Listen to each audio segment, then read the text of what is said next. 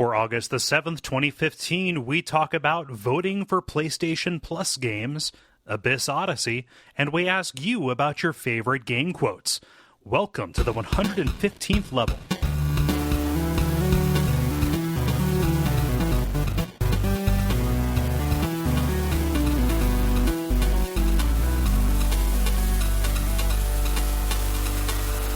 My name is Kole Ross. I'm Dennis Furia. I'm David Maismith. And I'm Jala Prentice. And you're listening to The Level. It's a podcast for people who love video games. Hey, everybody, how is it going? I don't know how to feel. I don't have a Ben to throw off at the end of the statement. I know, right? Yeah, just the fact that Ben is so Ben just went to a new apartment, and when you go to a new apartment, there is no internet there. You have to bring a man over to put the internet in your walls and sacrifice him to the internet gods. Yep. I was going to say there's Wi-Fi. a mini quest and side questing. So he is not able to join us. But Jala, thank you so much for standing in.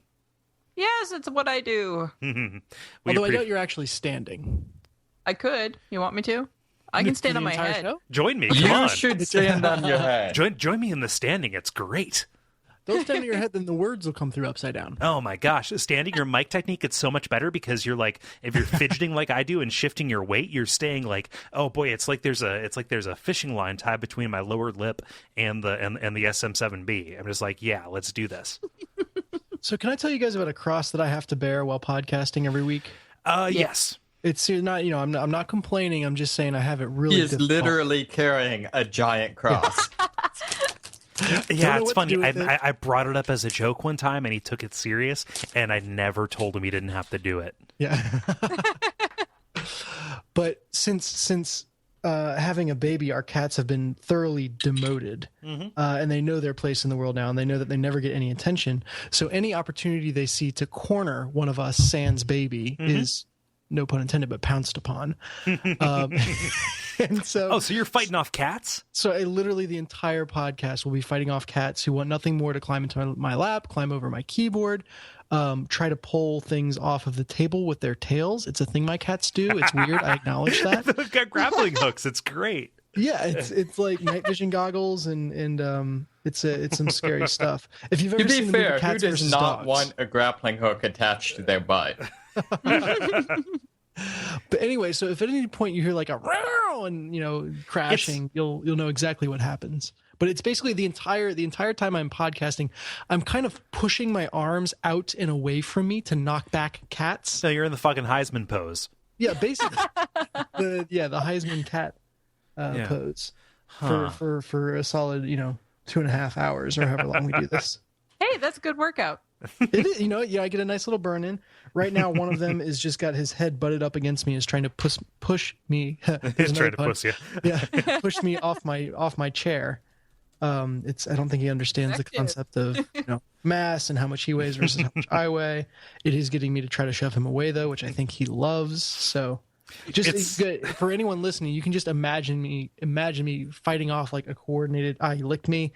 2-cat effort here. So it's funny, you have 2 cats and I never hear them. Gary has one and we hear him on every episode. I know. I was going to say just Gary's cat, I think mine are sulking is what it is. Yeah. They're demotion. They're kind of it's a very persistent bid for attention, but it's a very sullen bid for attention. Yeah, he talks into the silver sphere, but not to us. Sure. Yeah. Yeah. So I don't want to prolong the rambling section at the beginning of the show, Dennis, but this is a wonderful time for you because your son just celebrated his first birthday. Oh yeah. That was a really fun weekend activity, and we being me, David, and Kole got to hang out in person a little bit. Yeah, we got to play some cornhole because we live in Cincinnati. Yeah, it's mandatory for any gathering over 5 people. Yep, because one person can watch and double check the scores. Yes, yeah, but That's got to be regulation. I got to tell you, your kid's chill as fuck. Yeah, I don't know what we did to get that right, but yeah. Like just a room full of people like clapping and like still like talking directly at him, and he's like, "Yeah, cool, I'm here." Yeah, Cole and I were talking during the proceedings. I think we were both more uncomfortable with the large crowd than Luke was. Yep. Well, he hasn't learned to fear the dark side of humanity the way that we have. I'm sure that will come with experience. Well, here's the thing. Like, You are so full of puns. Dark side, Luke. Here we go again with that. Okay. he's doing it inadvertently. He's I know. channeling. He's channeling some kind of punster. Yeah, no, but just like, I'm scrunched against the back wall while your kid is eating his birthday cake. It's like, and you just like it's nothing, Yeah, So- it was. I think we were a little bit blown away by how many people. Like we don't have a small house and we've got a huge yard, but it was just filled with people, and that made us feel very special and made us feel like Luke was very loved.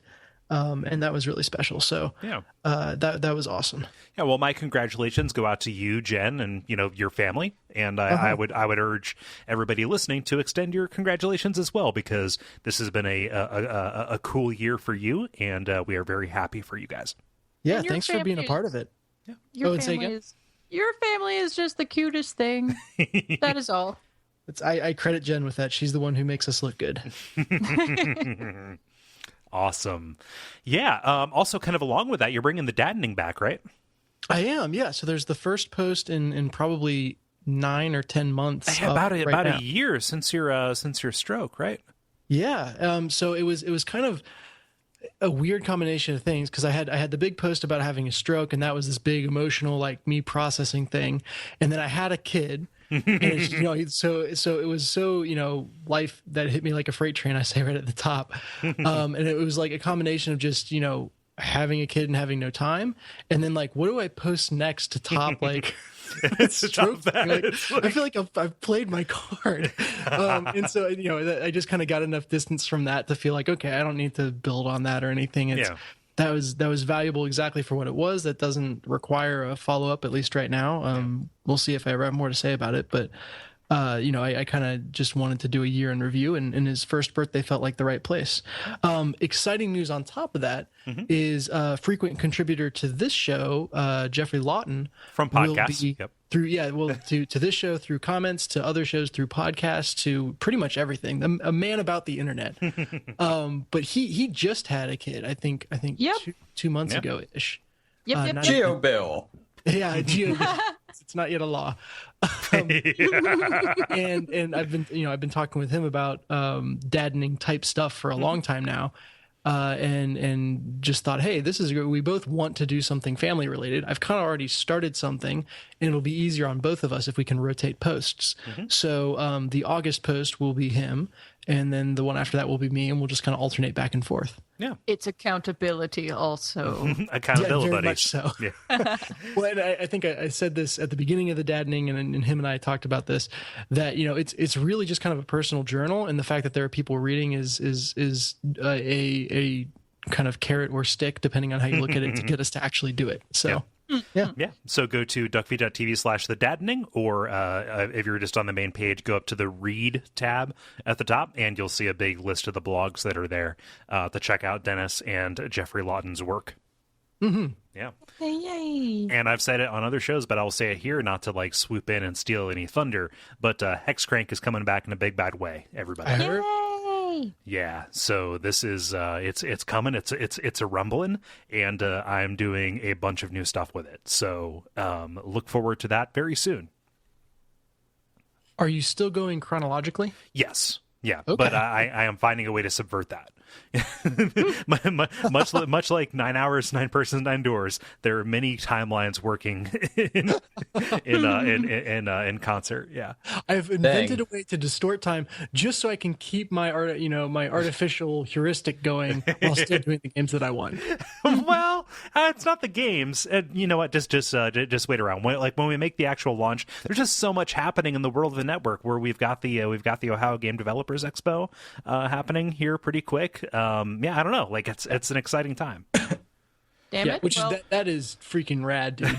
Yeah, wait, what is this? This is the first I've heard of this. Oh yeah, we were so by we I mean Gary and myself. We were invited to go to the Ohio Game Developers Expo in Columbus, being held at the Kosai Center, to give a talk about Dark Souls and Bloodborne and From Software games in general. So this is going to be kind of like the intro to, you know.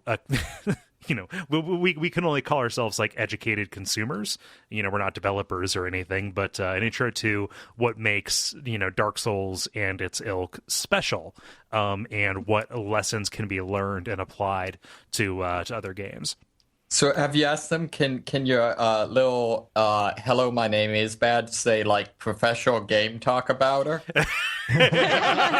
Professional asshole with a microphone. My business card for Duckfeed just says like operations founder, writer or whatever, but it should just be asshole with microphone. Have microphone will travel. Have microphone will irritate. So this has been a very long rambly section at the beginning, but there's just so much cool stuff happening. And if you're listening and you're still sticking around, we're so happy to have you along with it. This is a positive time. But in the meantime, today we've just got the normal show. We're going to do a multiplayer, a very popular multiplayer, in fact, and a grind, thanks to Jala. But yeah, let's begin with The Brief, where we talk about things that are happening in the world of video games. Does anybody have a story they want to volunteer to go first? I have one. Me. Jala, you were first. Yay! Okay, so esports coaching paychecks are on the rise. I've dropped a link in for you guys. The prize pools for Dota 2 are now at $18 million, paying out at least $6 million to the champion team for this year's The International. By comparison, the Cricket World Cup has a total prize pool of $10 million, with the winning team, Australia, receiving just under $4 million. So not only did I bring back the esports, I brought back Australia. Yeah. All right. Anyway, in 2014, 205 million people watched or played esports, but by 2017, market researcher Newzoo estimates that that number to climb to 335 million. In 2014, the esports industry was worth 194 million, but by a conservative estimate, mind you, will double in size. So by 2017, it's supposed to be about $465 million. Esports coaches are reported to earn something in the realm of $50,000 to $60,000 a year, and these are most of the time people who are in their early to mid 20s who, you know, like have grown up playing games, and they are, you know, currently coaching for these kinds of things. This is just being brought up because we were talking about esports the last couple of times around, and, you know, like testing for drugs, and it's really starting, especially now with these numbers coming up, you know, to be expected. It's really hitting pretty much like any other sport at this point. Yeah, well, the International is happening like as we speak. Yep. Yeah. So this is a whole big side of video games and gaming that I just have no insight into, other than curiosity, and just kind of a not really like a vested interest, but like it kind of seems like whenever money is involved, discussions of legitimacy are thrown in, no matter how, I don't know, like just weird that ends up being for my own personal taste. Well, given the fact that the last time I said a news story, it was about how, you know, the gamer age is rising. There's a whole bunch of older people who are playing games to keep their minds active. Then now you've got games that are being developed more or less specifically geared towards this kind of esports culture. Yeah. So, I mean, like, these are different branching paths that games are taking. And then, of course, a long time ago, I was talking about, you know, the games that are being used and developed to act as types of treatment for, you know, this or that kind of medical thing and whatnot. So, I mean, like, they're just kind of going all over the place and being applied all over the board for any number of different things at this point. But it just has to be an age thing, right? I don't know. Like, kind of like how, even though I don't particularly care for Let's Plays or streams, I recognize that eventually we have to do them because video content uber alles. But, like, I don't know. It seems like by the time you turn 16 in this realm, they're issuing your lifetime achievement award and raising your jersey up into the rafters. Like that, like, and then they're going to harvest your carbon to turn it into like diamonds for the next person.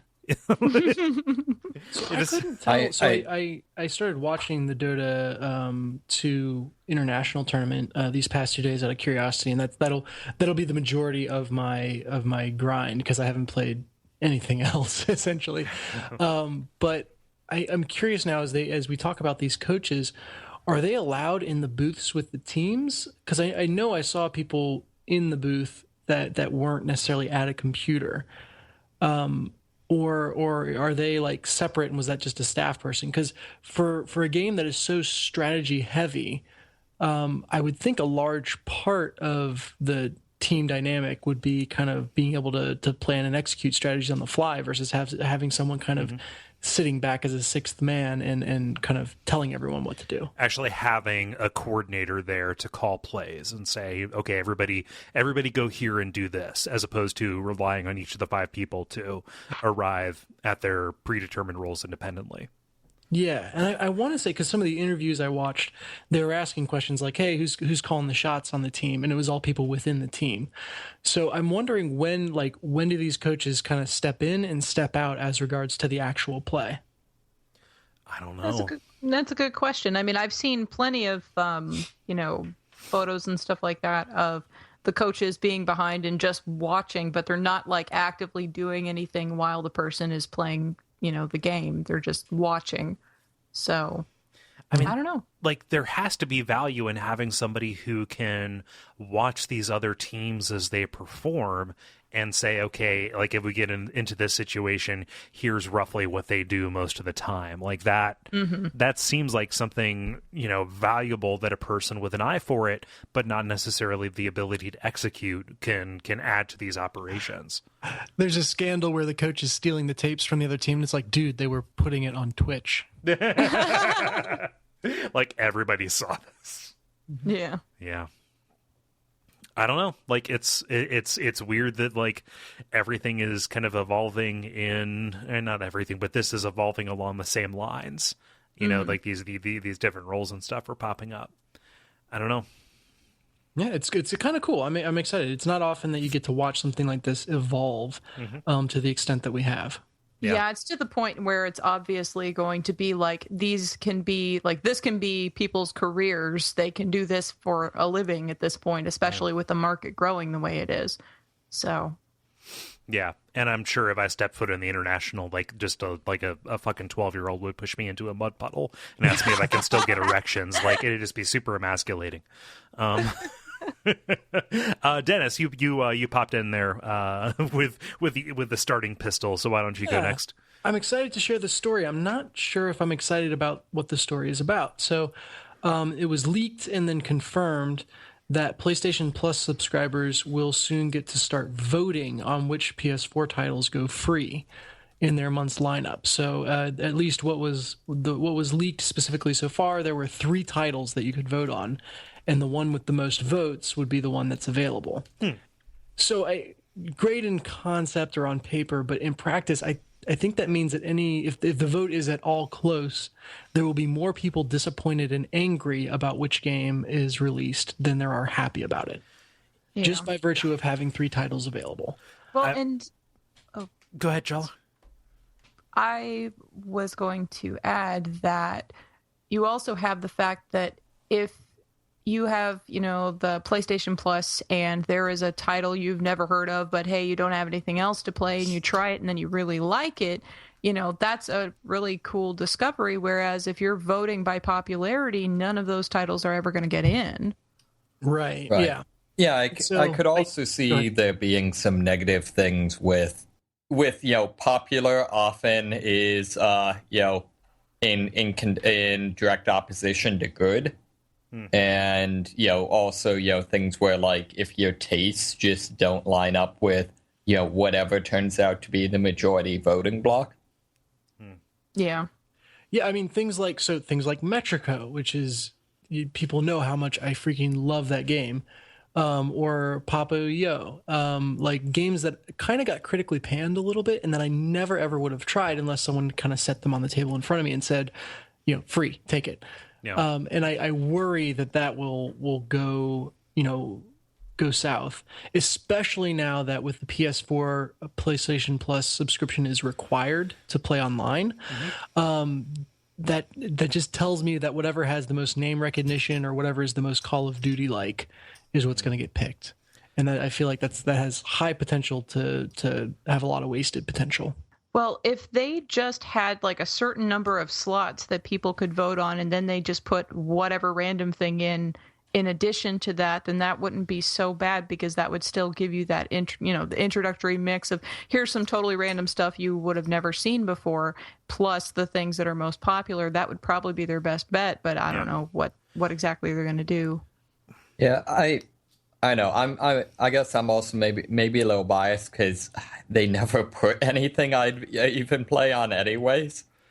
Yeah, and so that's super weird that you would say that so whatever's going to be most popular is going to suck and be on there, because the PS4 offering on PS Plus subscriptions is almost always some kind of small indie kind of thing. So by virtue of saying, hey, something that is kind of like more mass appealing, a little bit more like action focused, like Dennis said, the Call of Duty kind of thing, it seems like the pressure would be to vote for whatever seems like the highest value would be. Like, we're a year and a half out from the release of the PS4, maybe a little bit more than that, and we're going to start getting some more some more AAA games that were originally developed on the PS4 being put out for free as well. And so like this kind of seems to me to be like a pressure to get away from that, which I would rather get something small and indie, but it seems like this pressure would be something that would more benefit what you're looking for, David.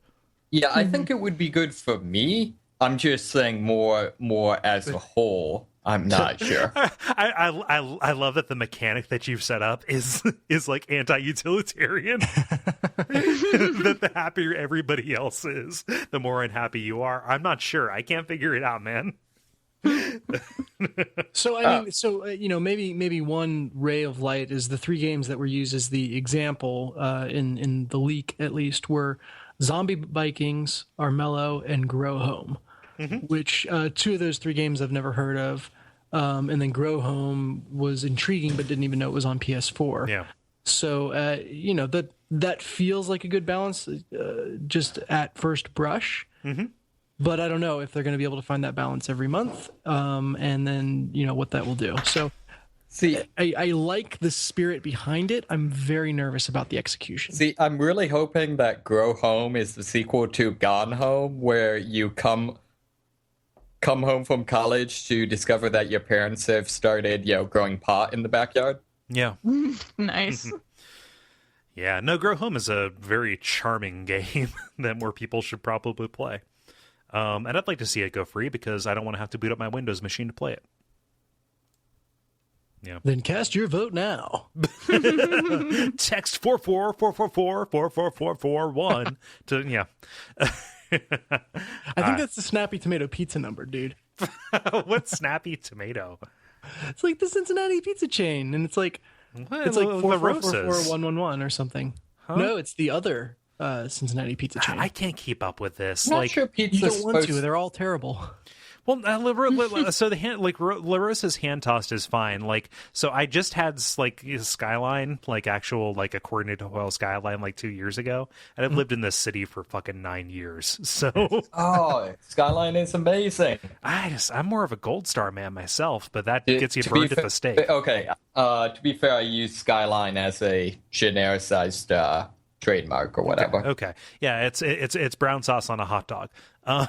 Yeah, which it's really funny that's evolving towards like I'm trying to think of like no one will get this, but like sisu in Finland is like this licorice treat that is just god awful, but everyone in Finland loves it and loves to watch other people try and react to it. Yeah. See, the difference is that Skyline chili is amazing. But it's But you're from Cincinnati. You can't say that. No, he's not from Cincinnati. He's from where I'm from, and where I'm from, where Kole from. No, it's not all Cincinnati. Where Kole from, where I'm from.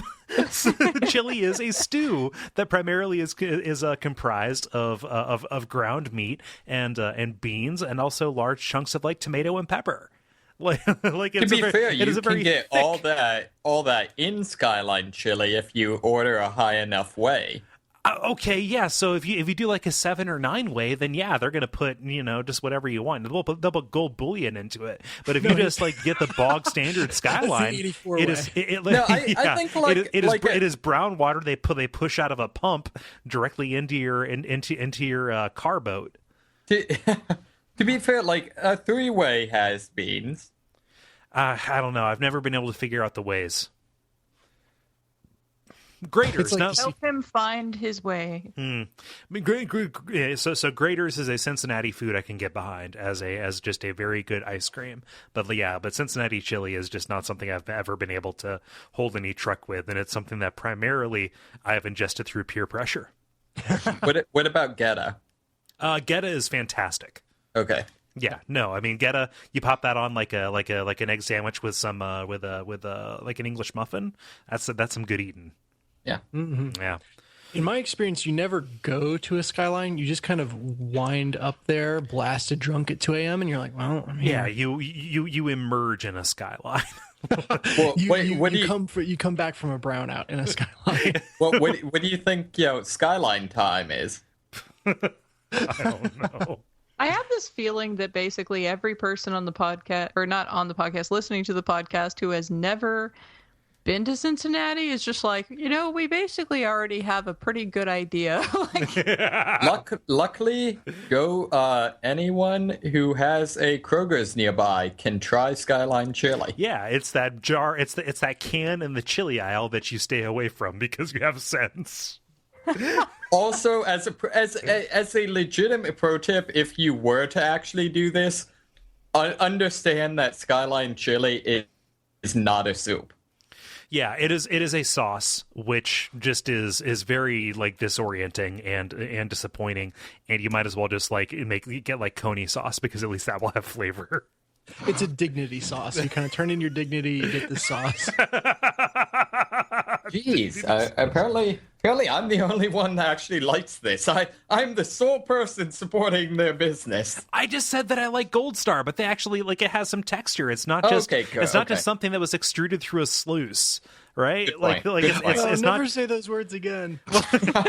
No, it's not just dander gravy. There's a little bit more to it. Stop it! More words you should have. You guys are very passionate about this subject. So sluice is the other word. I was talking with people about words that sound bad no matter what. Moist was one of them. Sluice is the other. Sorry, moist sluice? So this sidebar, this little diversion has generated 4 titles. Do you want to hear them? Here's what we're recording now. Brown sauce on a hot dog, dignity sauce, extruded through a sluice, dander gravy. So beat that, us. There's nowhere to go. This is the end of the episode. You just read the titles. That's officially what we do at the end of the episode. Okay, so I'll just edit in the outro music. So the PlayStation Plus. So PlayStation Plus. I don't know. We'll see how this turns out, and if we end up getting a bunch of stupid stuff, well, at least it's still free. Yeah. Well, technically not, but that. I mean, at least as long as I worry for the state of the Vita because of the fact that it got memory hold a little bit. But yeah, as long as there are indie titles that will come out for free on that, I will be fine. Yeah, I was gonna say that there are good games coming out on the Vita that in PlayStation Plus is a great intro to them. Yeah. I don't know, that might go into my story, but there was so the composer for Final Fantasy XII, he came out and in some kind of online posting, this wasn't going to be my story, but might as well, alluded to the idea that there is a Final Fantasy XII remake in the works. So this is a game that I have a tremendous amount of fondness for. and this would work very well on a Vita or a similar platform. And Square's kind of newfound affinity for Steam and PC is also, pretty heartwarming as well, because that fits into my life pretty well. I'm kind of bummed out because there really doesn't seem to be anything coming out for the Vita, like in terms of like big mainline games, right? That if this does happen, like it might not land on a forum where I can play this, in bed, which is where I would want to play Final Fantasy XII. Yeah. Sure. Yeah. So just because this is one of those leaks that is kind of like those LinkedIn leaks where somebody who worked on this puts it on their resume and it gets out to the general press, we know nothing about it, and this composer later kind of recanted on any allusion to the fact that this might be happening. I would not be surprised to see this pop up at Tokyo Game Show sometime in late August or early September. But yeah, this seems to be a thing that is a possibility, and it's something I've wanted for a while. What dam broke that suddenly we're getting all of the Final Fantasy remakes? That's what I was wondering too. And actually, how long it has been since 12 was out? Like, I guess the question I'm asking is, what got Square's head out of their ass? Well, when was their last hit? Well, they've kind of always been making Final Fantasy remakes. How many times was Final Fantasy IV put out? How many times were Final Fantasy 1 and 2 put out? Like, it's kind of always been a target, and they're roughly like 15 years behind kind of on this. And so, they're putting out like PSN and the Virtual Console were kind of a big score for them because they can just, take the ROM and put it back out. But any of these kind of updating kind of things. So the Final Fantasy X remake and X-2, those games came out in 2002 and 2004, 2003, accordingly. And they came out just this last year for the PS Vita and PS4 and PS3.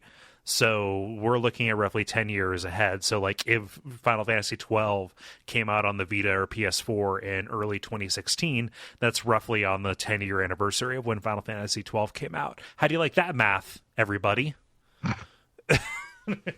It's the decade. Yes. Dun-dun-dun.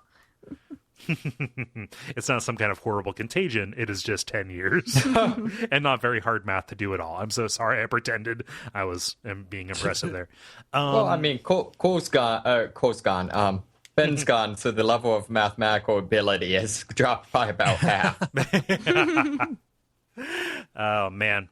So I'll be super excited, but this is the barest, scantest hint of a rumor of a thing that might be good. Has anybody else played this game?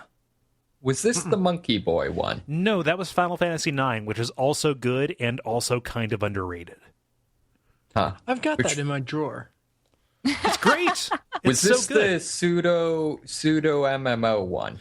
Pseudo MMO, yes. So this kind of brought in something that a lot of other games would appropriate later on, the tactics system, where you're actually putting in logic. So if a party member is less than 30% health, use a potion or healing spell, etc. So you can program all of your enemies. It's not turn-based. Everything is kind of acted on in real time, and you can switch from character to character, but you are making sure the AI is doing whatever you deem appropriate at given times. So I spent Dragon Age Origin had a very similar system to that, and I spent so much time on that. I've always wondered if you could make a game fun that used that kind of AI setting up as its main mechanic. Oh, just like where you're kind of Rainbow Six style, looking at the situation and then putting in your commands? Just like before a battle, essentially think of yourself as a coach, where before the battle you kind of set your AIs, your individual characters, and kind of give them the progressions and the checkdowns of what they should do. And you could, sorry, I've thought about this way too much, but you could kind of have each character have tendencies that you could either kind of spend points or commands or whatever you want to call it to counter those negative tendencies, or you could try to craft strategies around those tendencies that kind of accommodated for their weaknesses or their bad habits. You're kind of describing the Ogre battle games a little bit.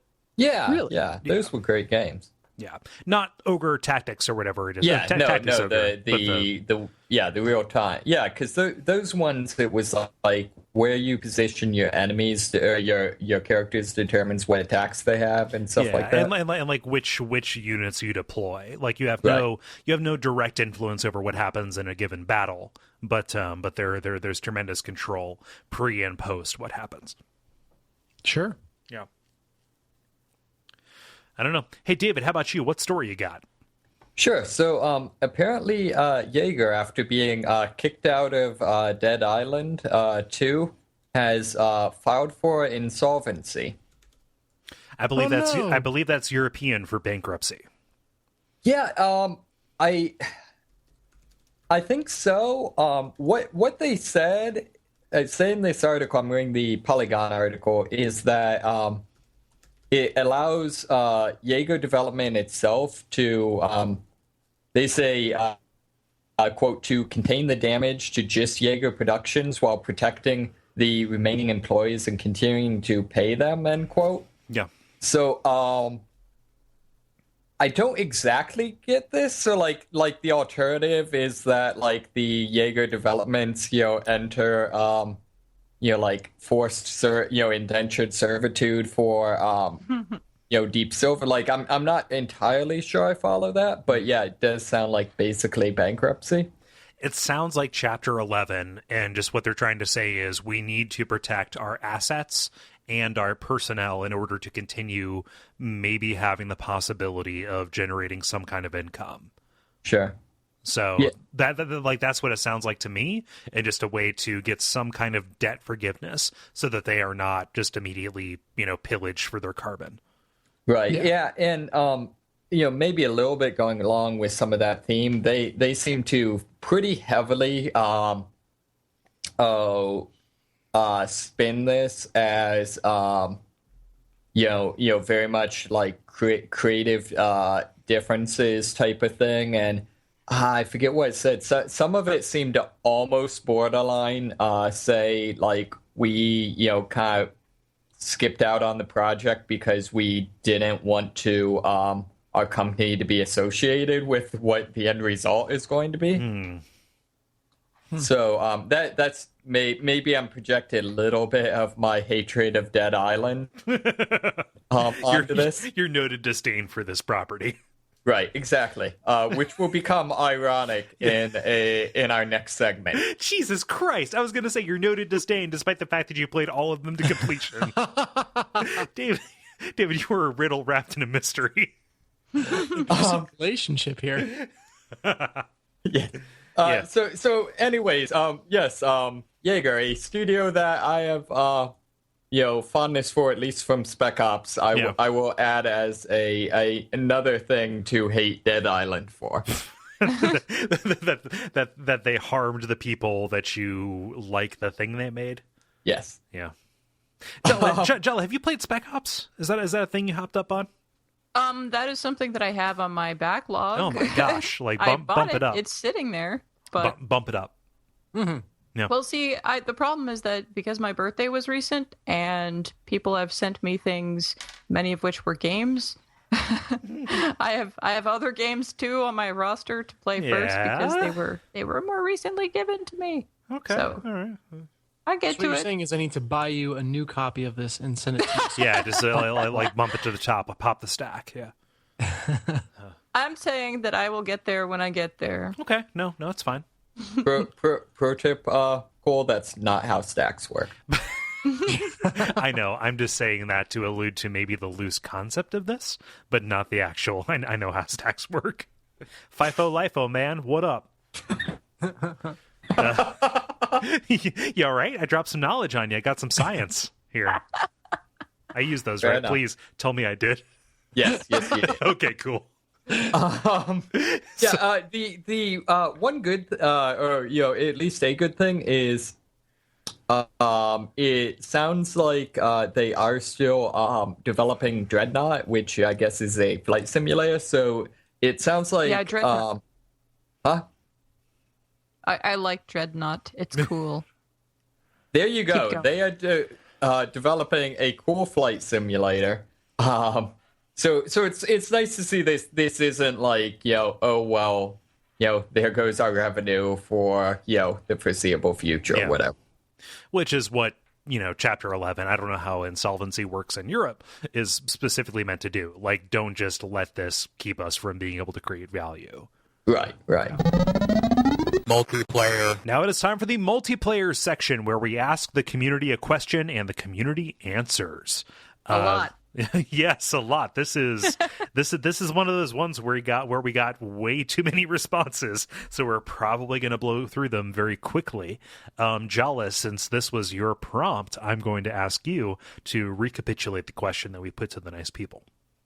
We want to hear your favorite quote from a video game, serious or funny. What stuck with you? Yeah, so we're talking about video game quotes, and some of these are just quotes, some of them have the proper context, etc., but I will start us out with David Petroka, who writes in saying, Chrono Trigger, or Magus from Chrono Trigger, saying, if history is to change, let it change. If the world is to be destroyed, so be it. If my fate is to die, I must simply laugh. A good lot of quotes from CT, but Magus is badass, so I went with him. Mm-hmm. Yeah. Jala, since you submitted this one before you knew you were going to be on the episode, why don't you read yours? I'm a one-man cheeseburger apocalypse. Coach from Left 4 Dead 2. Can you do it as Coach Z from Homestar? No. I'm a one-man cheeseburger apocalypse, home store. Thank you, David. There you go. I'm a one-man cheeseburger apocalypse. I'm a one.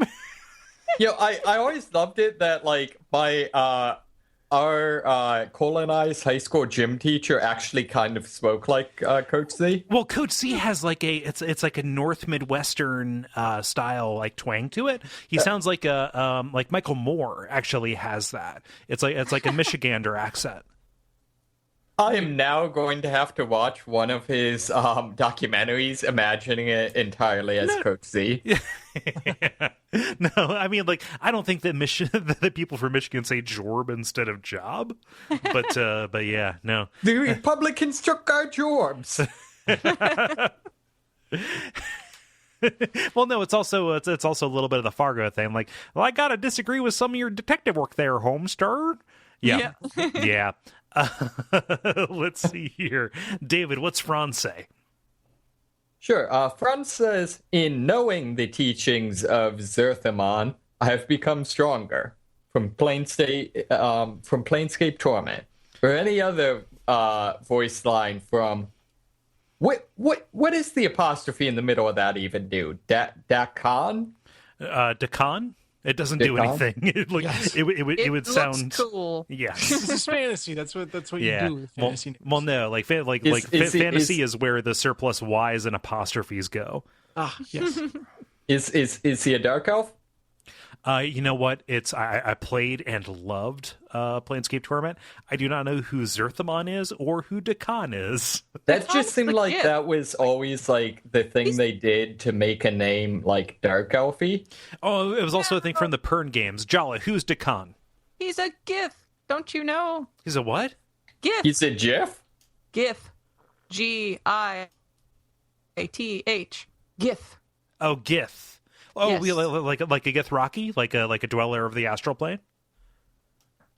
Yes, a thing. Okay, cool. Githzerai. I believe it's Githzerai is how they call him in the game. Yeah, Githrocky are the lawful ones, and Githzerai are the chaotic ones. Yeah. Githzerai are the ones that you come across all the time. Then, yeah, okay. there was a sectarian split between them on the astral plane. Yeah, I remember that, but I don't remember which name applies to what, where. Yeah. I just remember I heard Githzerai quite a bit, and I'm like, I know he's a Gith. I don't know what type of Gith, but he's a Gith. No, they excel in psionics, and in fact, they are deemed to have passed down a lot of psionics to humankind through contact with the Ashes. I swear that I'm not reading Wikipedia. I can send you a screenshot of what I'm looking at right now. In fact, I will do that.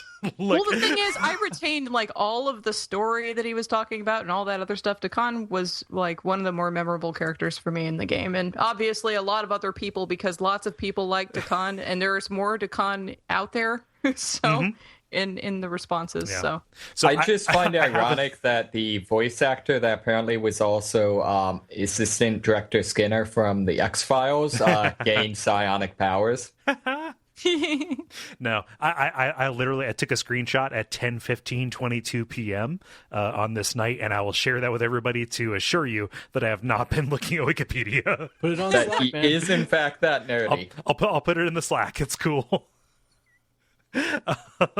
Let's see here, Dennis. What does Nick say? Nick says it's dangerous to go alone. Take this.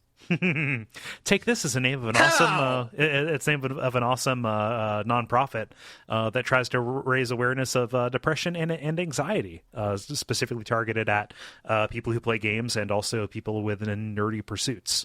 Frank Cifaldi is involved with it. It's super cool. Cool. Yeah, And it is a direct reference to this quote? yes, it's dangerous to go alone. So take this, gotcha. and here's all of this, and here are these resources for you. And once upon a time, I made like a little photo manipulation because I played a little bit of Amnesia many, many moons ago, the first time. And then I had a weird dream in which I was playing a game, but I was inside of the mansion thing in Amnesia. And then Gary and Kole were there. Because of our episode? I have a post on my blog about it. I'll have to unearth it so I can send it. But I made a little image and I put it's dangerous to go alone. Take this. And I put Gary Cole in my little waffle that I made for them. So. That's funny. And I can confirm no Wikipedia. Yes, that is in the Slack. Stay tuned for details about the Slack. Let's look here. Glenn writes in saying, I know that this is show crossover, referring to the recent WAF episode about this game, but the last Metroid is in captivity. The galaxy is at peace. ... Yay! I'm sure nothing goes wrong. No, Yeah, everything is good. that's what ... means. Just checking in. No, ... means fart. Every time you read ... it means somebody farted. A lot of farts on this thread then. Jala, what's Gordon say? Gordon says, Samardacon. I may be bested in battle. Thanks. I may be bested in battle, but I shall never be defeated. I don't think I've seen Gordon respond, so welcome to the fold, Gordon. And if you responded before, I'm so sorry I forgot you. Let's see. He farted in your general direction. David, what does Steven say? Steven says, mine is definitely from what the scholar says to you at the end of Dark Souls 2. There is no path beyond the scope of light, beyond the reach of dark. What could possibly await us? And yet we seek it insatiably.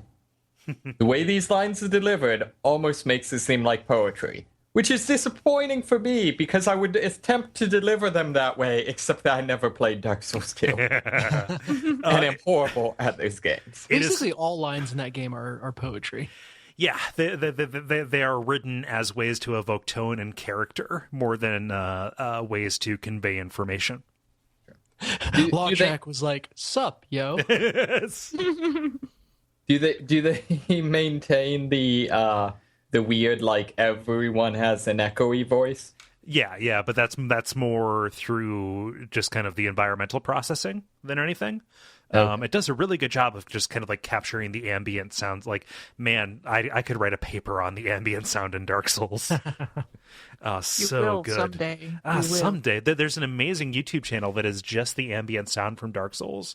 Wow. They go in and they find a place where there are no enemies, or they kill all the enemies, and they just kind of zoom in with the binoculars and just take these breathtaking vistas and scenes of the skyboxes and stuff, along with here's what Ash Lake sounds like, here's what the Great Hollow sounds like, and it's all up there. And this is just very, very just relaxing stuff to listen to, surprisingly.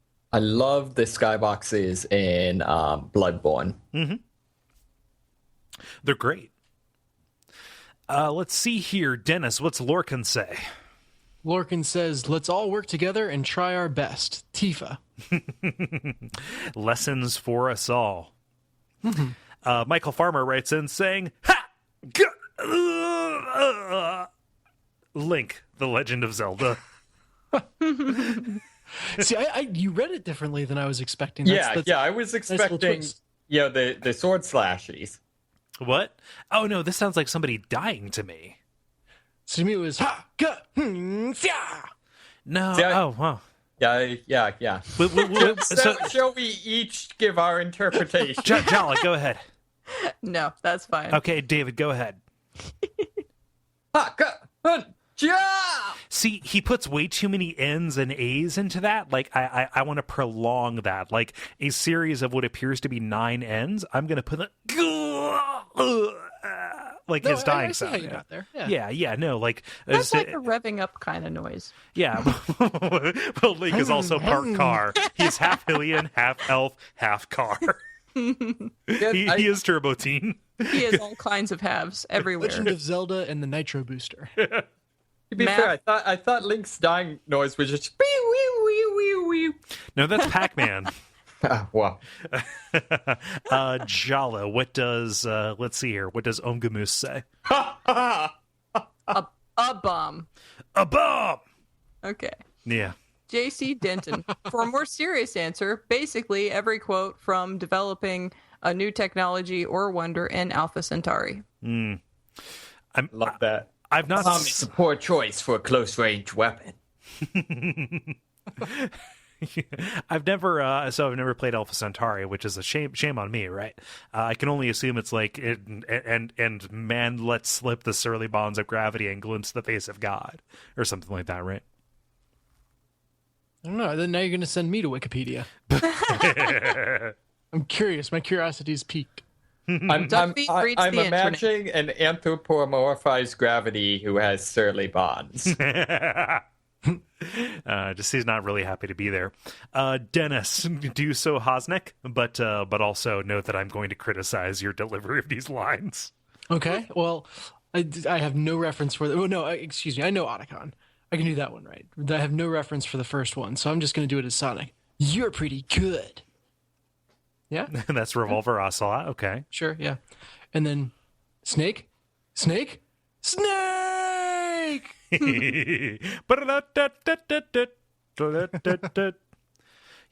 Yo, Otacon was actually like week before last in Baltimore. Interestingly enough. What?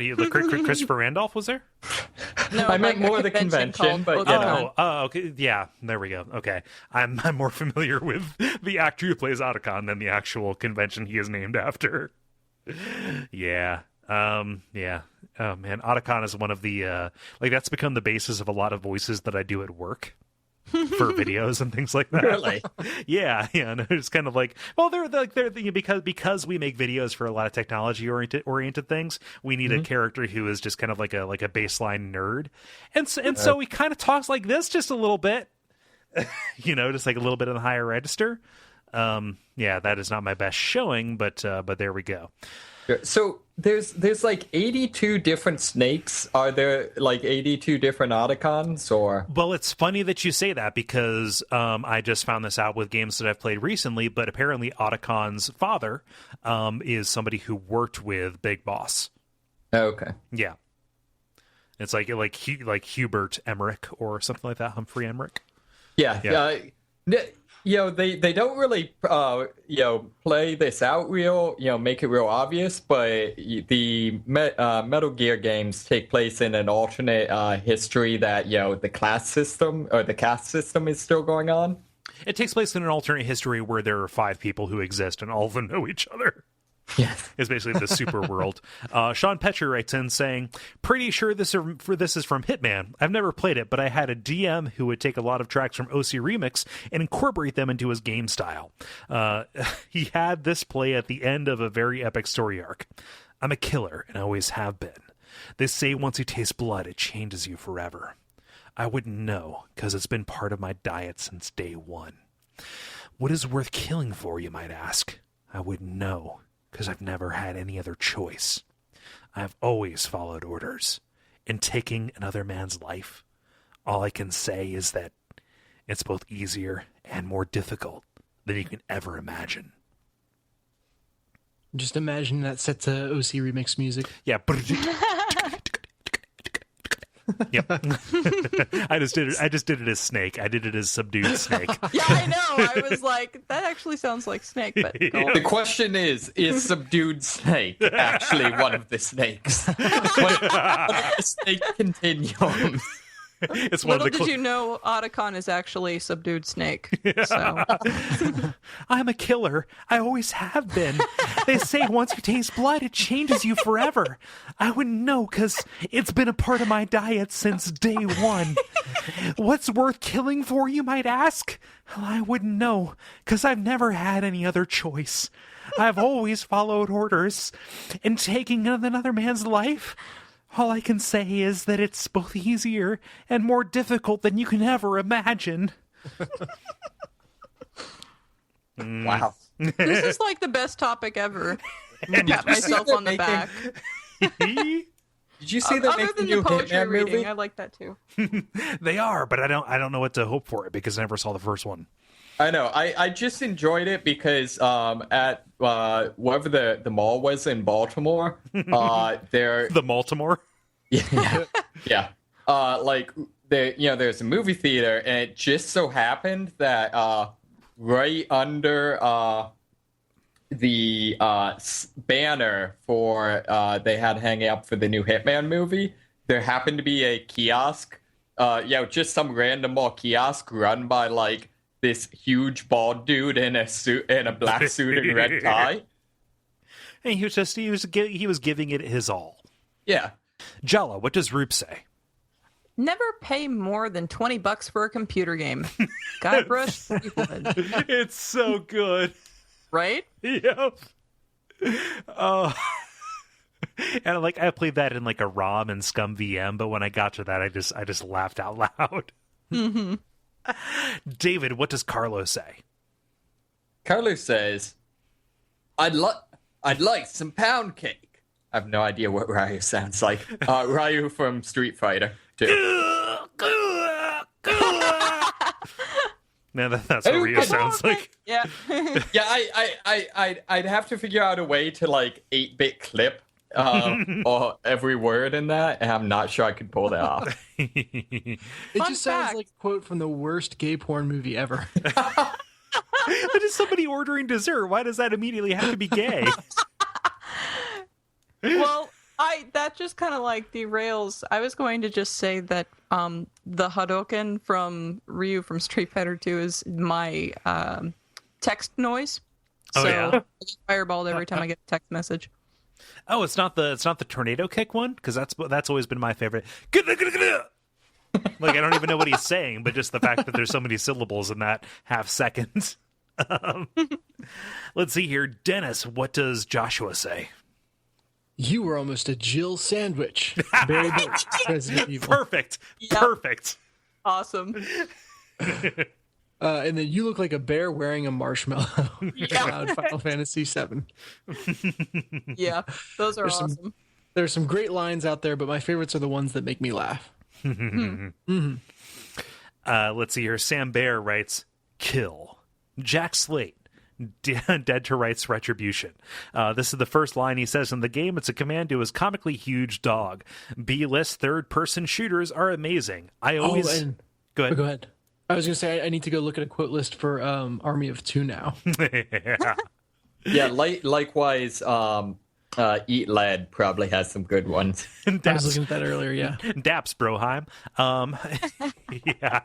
No, man, I always get Dead to Rights mixed up with The Suffering, which was a third-person shooter that came out roughly around the same time. The PS2 was really weird. Wasn't The Suffering just kind of made to be like, it was like if you took an edgy reboot without actually having an original? It was an edgy version of Reboot, so you had Enzo, Bob, and yeah. It was really weird. Much better than the Reboot game for PlayStation 1. Let's see here. Jala, what's Kilo say? Kilo says, in the FF9 manual, the quote to represent Freya is, "To be forgotten is worse than death." That line changed how I lived much of my young life. That's a pretty good line. Mm-hmm. And I wish that Freya was more developed as a character in that game. Both her and Amarant were very memorable to me, but there was just nothing to them compared to like Ico or Garnet. Yes, and Kilo wrote in to actually kind of let us know how to pronounce their name. So thank you very much for doing that, Kilo. I no longer have to feel like a jackass when I say your name. David, what does Alessio say? Alessio says, "Excellent speech, my friend. Gift of the silver tongue. They say it's the mark of a good officer. And of a liar. Americans are too in love with the sound of their own voice to speak the truth." I have no idea. Is Revolver Ocelot actually a, like, gun-wielding cat?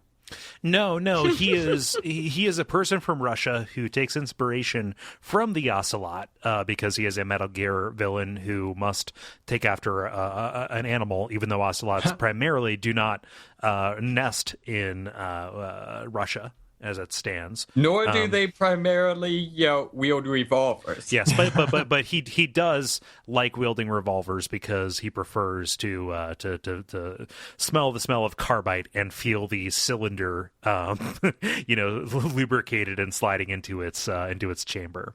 It's very sexual for him. Just like ocelots. Ocelot is gun.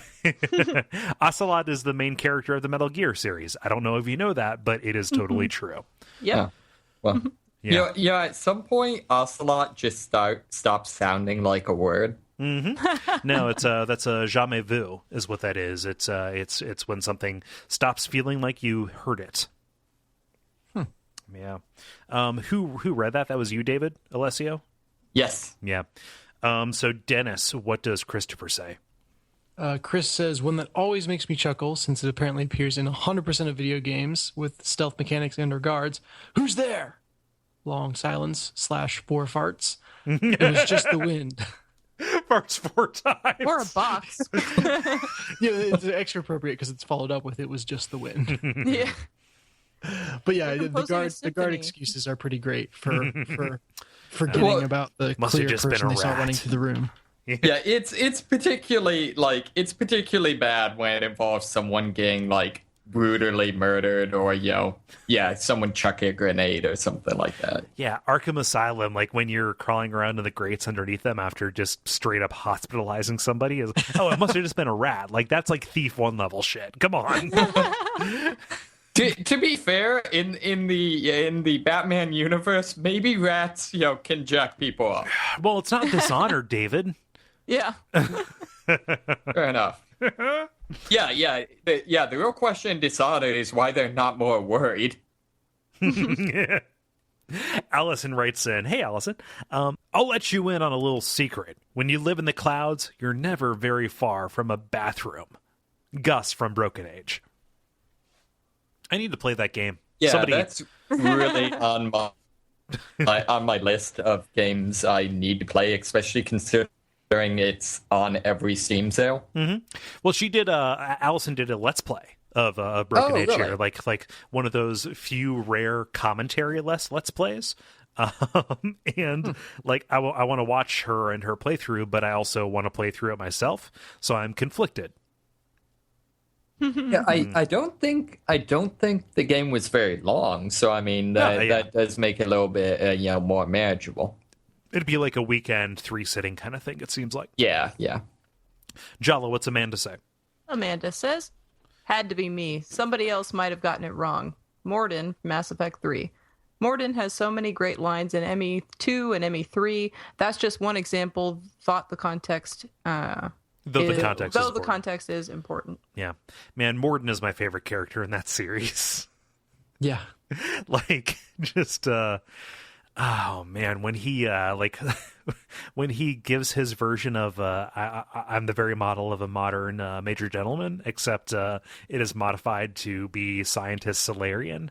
Like, it's like because you're talking to these characters and you're trying to get to learn them, and especially in Mass Effect, it's so far into the future that it might as well be fantasy. But when they start like referencing Gilbert and Sullivan, and that song, and he just like sings it in his crazy alien voice, like, oh my gosh, like it's such an endearing and wonderful scene. Mm-hmm.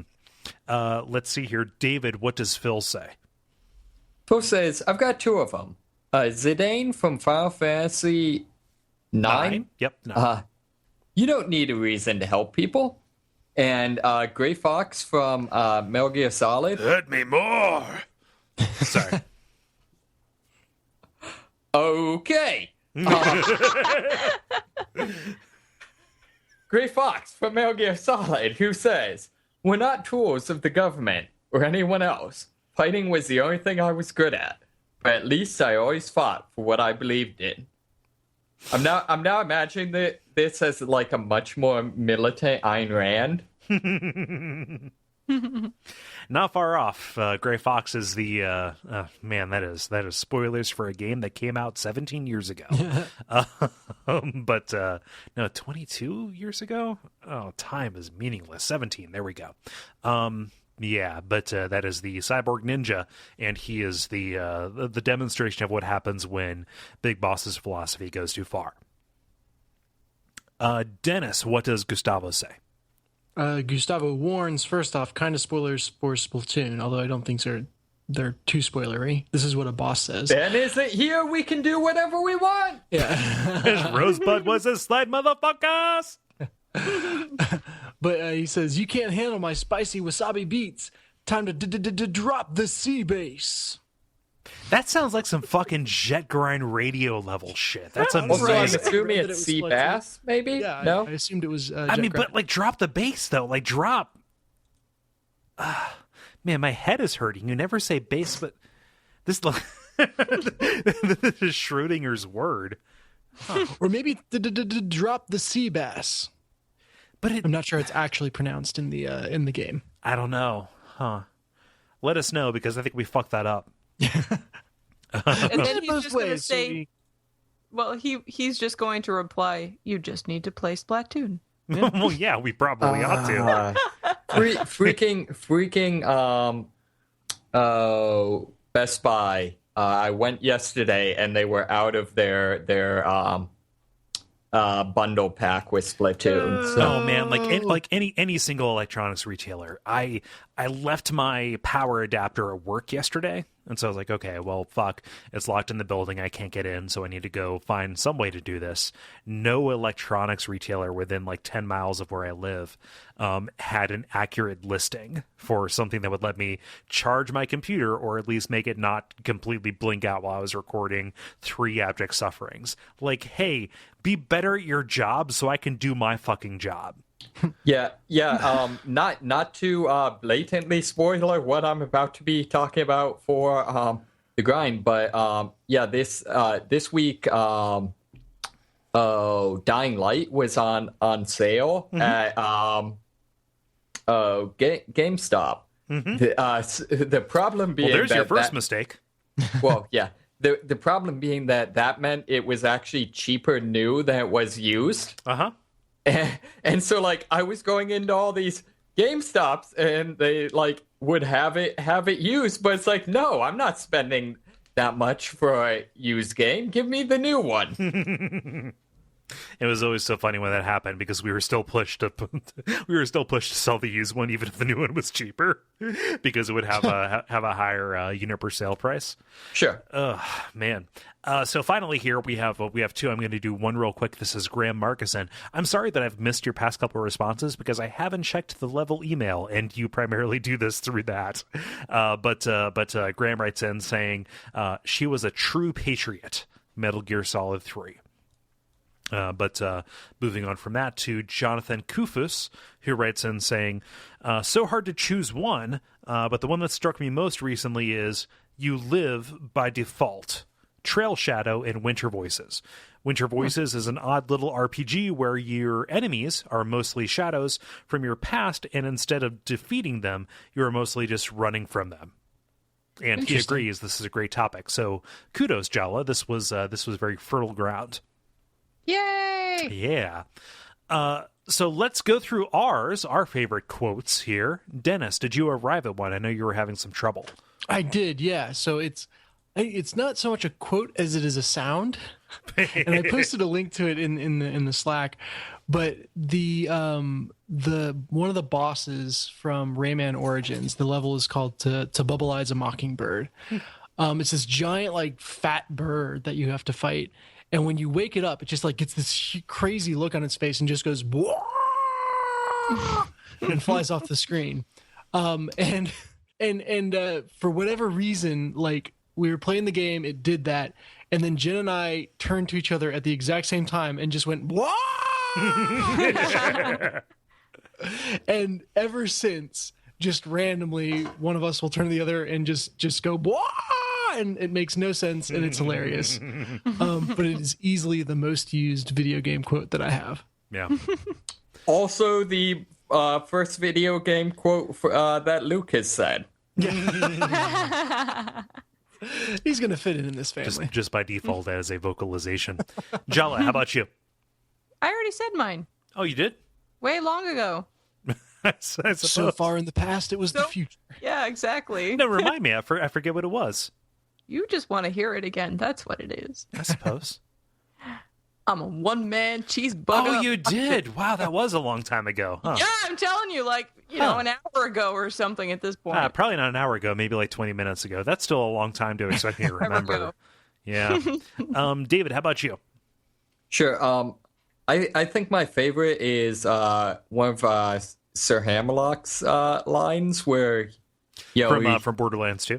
Yeah, where would you like to do battle with a midget riding piggyback on Bullymong? If the answer is no, you are sad. I have no desire to speak to you further. Just in general, I like that. Also, I feel like that actually kind of defines a lot of situations for me. In terms of like for example, I'm really into martial arts, and like one of the things is, the whole Bruce Lee quote, like, boards don't punch back, for like being anti-breaking boards. And my feeling on that is like, but would you like to learn how to break boards with your bare hand? If the answer is no, you are sad. I have no desire to speak with you further. Like, yeah, just like it's a shibboleth, right? Yeah, exactly. Let's see here. I'll go ahead and throw in mine. I'm going to throw in one. I can't attribute it because I just did a frantic Google search. This just happens to be one of those Dark Souls-esque mimetic quotes, but we must have eyes on the inside. Referring to some of the plot stuff from Bloodborne, but the lines of Bergenworth and the Healing Church, but backing away from that to something a little bit more scrutable, when Colonel Campbell in Metal Gear Solid 2 says, "I hear it's amazing when the famous purple stuffed worm in Flapjaw Space with the tuning fork does the raw blink on a Harakiri rock. I need scissors 61." Wait, what? So yes, exactly. I'm kind of sad that this became kind of like a meme because of how like low random cheese monkey it is. But when this line is dropped in Metal Gear Solid 2, even though stuff seemed kind of hinky up to that point, like this is the most bizarre, nonsensical, but also like resonant line they could have, put in there to say things are not as they seem. So I was about to ask, does it actually make sense in context, or is it a clue that like, hey, you're losing your mind or whatever? It doesn't make sense in context, and that's why and that's why it matters. Huh. Yep. So yeah, great topic, Jala. Thank you. Yay! Yeah. So if you would like to respond to these as they happen, tune in to facebook.com/thelevelpodcast in order to see them as they go up, usually on Tuesday afternoons. And thank you so much for everybody who has participated. The grind. It is now time for the grind, where we talk about the games we have been playing for the last period of time. David, since you were not here last week, why don't you elucidate us as to what you have been occupying your time with? Sure. I had a couple of things, but I've been really busy. I just came back from Baltimore with work, and then my cousin had a wedding in Chicago. So this has sort of been, me running all over the place. So I have a couple of games, but none of them have I played very deeply. Okay. So I got Hammerwatch on Steam, which in effect, like the overall feel to me, I would kind of describe as being like a roguelike, except without permadeath. which I realize is sort of a contradiction, but the gameplay is sort of like a top-down kind of gauntlet style. I've heard compared to RPG. Different classes, big focus on multiplayer. Yeah. So, unfortunately, I haven't gotten a chance to do co-op with it yet, so I can't really comment. But it seems pretty cool. We'll be co-oping that soon. Thank you, David. No problem. The other big thing, and I actually just got this evening, so I've been playing around with it some, is Dying Light, as I alluded to. So this is parkour Dead Island? Exactly. Dead Rooftop. So I think on the plus side for hopefully this will be better. I think the opening monologue has more storyline than the entirety of Dead Island. So that's definitely a plus. And then I don't know. They like literally I've played like an hour or two of it. I'm still in like the kind of run of tutorial missions, so I can't say a lot about it. The parkour system seems like a really cool accessory to the gameplay so far. Although it seems like it could really use a like drop down button or whatever, because there doesn't seem to be any easy way if you're like on a roof and you want to get to say a balcony below. There doesn't seem to be any way to do that. Well, any good way. You basically, as is now, you have to drop and then when you're passing the balcony, press the grab button. Yeah. The other thing I've noticed is that at least starting out, your combat, you're incredibly weak, which I think is somewhat probably a good thing. Is probably meant to emphasize the parkour element. But on the other hand, when it takes like 20 kicks to kill someone, that seems a little bit excessive. Okay. So, and then another thing I really like is if you watch any of the TVs in the game, they display these adorable public service announcements from the kind of the game stand-in for like the CDC. So it's like they're all like these still image public service announcements on like how to survive a zombie apocalypse, and they've got this little adorable like elephant wearing a hoodie mascot that's kind of a similar effect to like Pip-Boy. Okay. He exists solely for them to put him in catastrophic situations. Yes, exactly. And then there's also like a number of them have blurbs talking about how like legally the infected are still considered human and therefore have all the legal rights that any citizen does, and there's just some neat elements. So far that seems promising. They still have the incredibly awful motion blur, and unfortunately, since it's a PlayStation, there's no way to turn it off.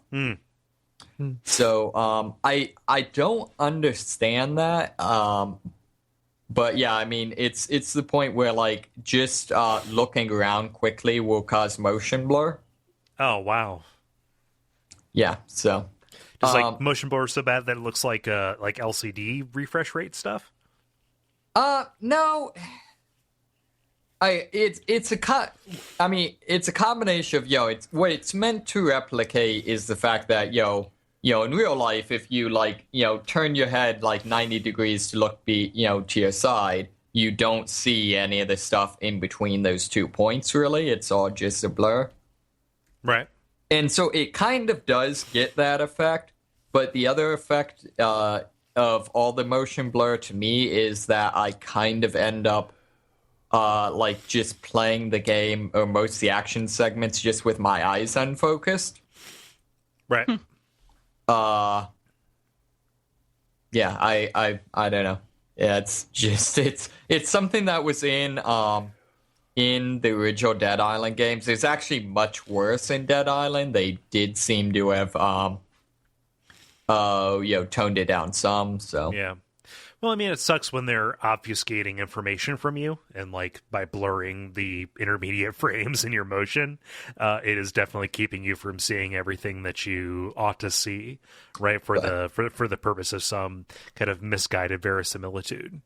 right. And what I'm about to say, I'm not saying to bash on Dead Island. I'm more saying to talk about what I'm worried might be in this game. Like, one of the things in Dead Island is eventually one of the really important abilities is the basically the ability to curb stomp enemies you've knocked down. Okay. But the problem is the animation for it is like, you're like, rearing back and like throwing your entire body weight into it, and then rising back up to your regular standing in a fairly short period of time. Right. And the game's entirely in first person. Okay. So basically, as soon as you activate that ability, your camera just starts swinging back and forth across the screen. You played Mirror's Edge, right? I did not, actually. Okay. So like that's my best kind of comparison for how to handle kind of just let's say first person orienteering, even though that game did make me motion sick to a certain extent. So this is a dead end of conversation because you have no point of reference. Yeah, well, I did watch Dennis play it. Okay. From what I've seen, I think there's a lot of similarity. For one thing, I get the idea that I think the parkour system has some similarities in that it's one where you have to button push to do each the do the various parkour moves, as opposed to there being any sort of like parkour button plus analog stick. Okay. The way like Assassin's Creed or Brink does it.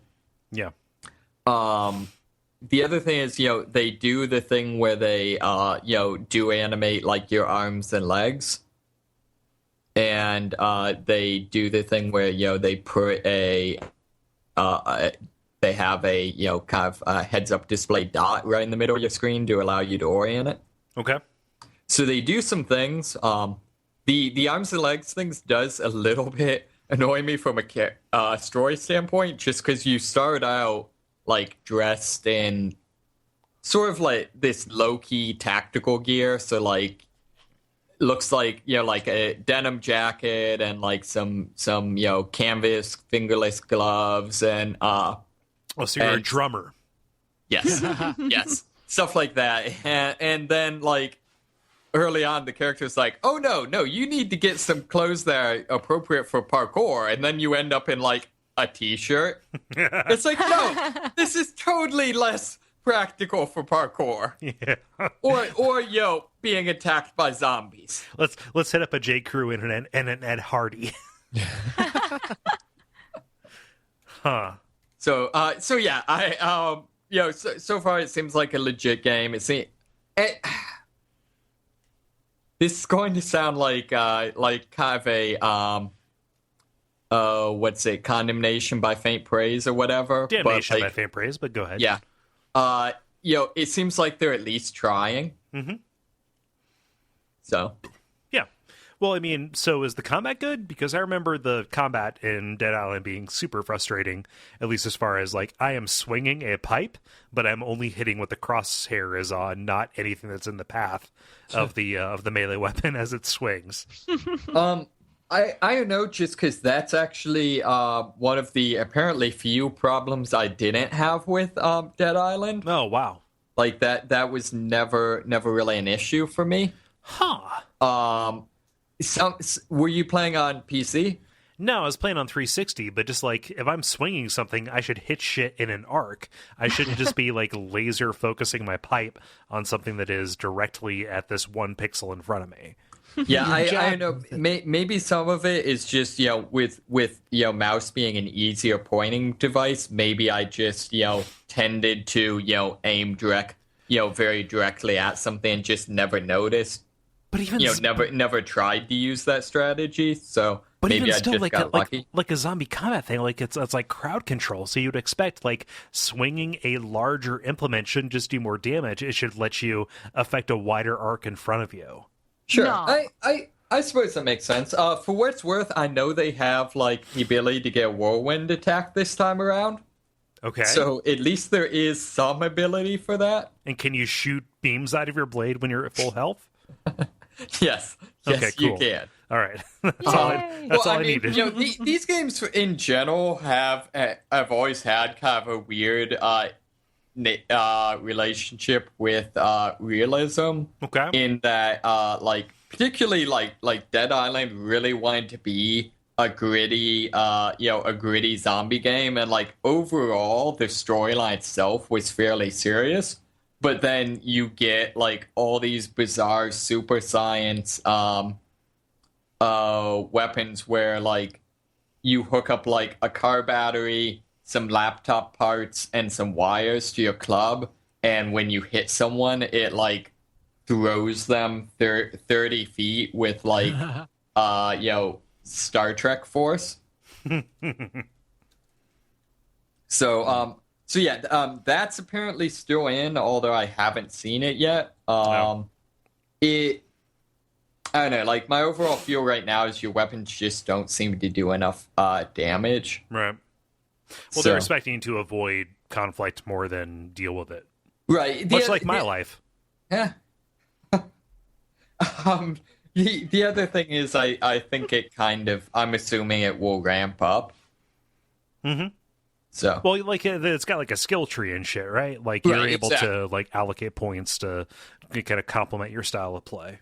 Right, and also like right now I'm using like lead pipes and like the the where they call them the poster on like a 4-poster bed or some whatever.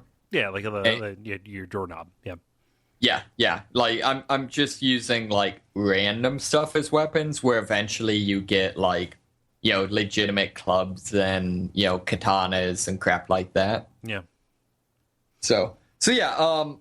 Overall good. I like the fact that they set it in a town that was hosting basically the Olympics as a justification for why there's all these people that are in shape enough to do parkour. Because according to the game, you won't last 5 minutes with in the zombie apocalypse if you can't do a muscle up, which given how I performed in the open, it would be a bad news for me. Finally, the Olympic Village will do more than just fucking spread STDs. Man, people getting all ends up in that place. Huh. I guess all they do is train otherwise. So yeah. Speaking of spreading diseases, there actually is one other thing I. Okay, finish that sentence for me, please. One of the things I do like about the game is this is very much a game where it's the zombies are infected people, they're not dead, and so I like the fact that you can poison them. That's something that always annoyed me in like some of the Resident Evil games, where it's like, we're gonna have realistic zombies, except they're not going to be realistic at all. Well, realistic as you can be with a fictional construct. But I mean, still, if you have a creature that's not animated by magic, they have to follow the basic laws of biology. Well, also Chris punches boulders. Yeah, I think that all three of us have expressed skepticism, David. And if Chris does not want to punch a boulder, he is sad. Down 4444442.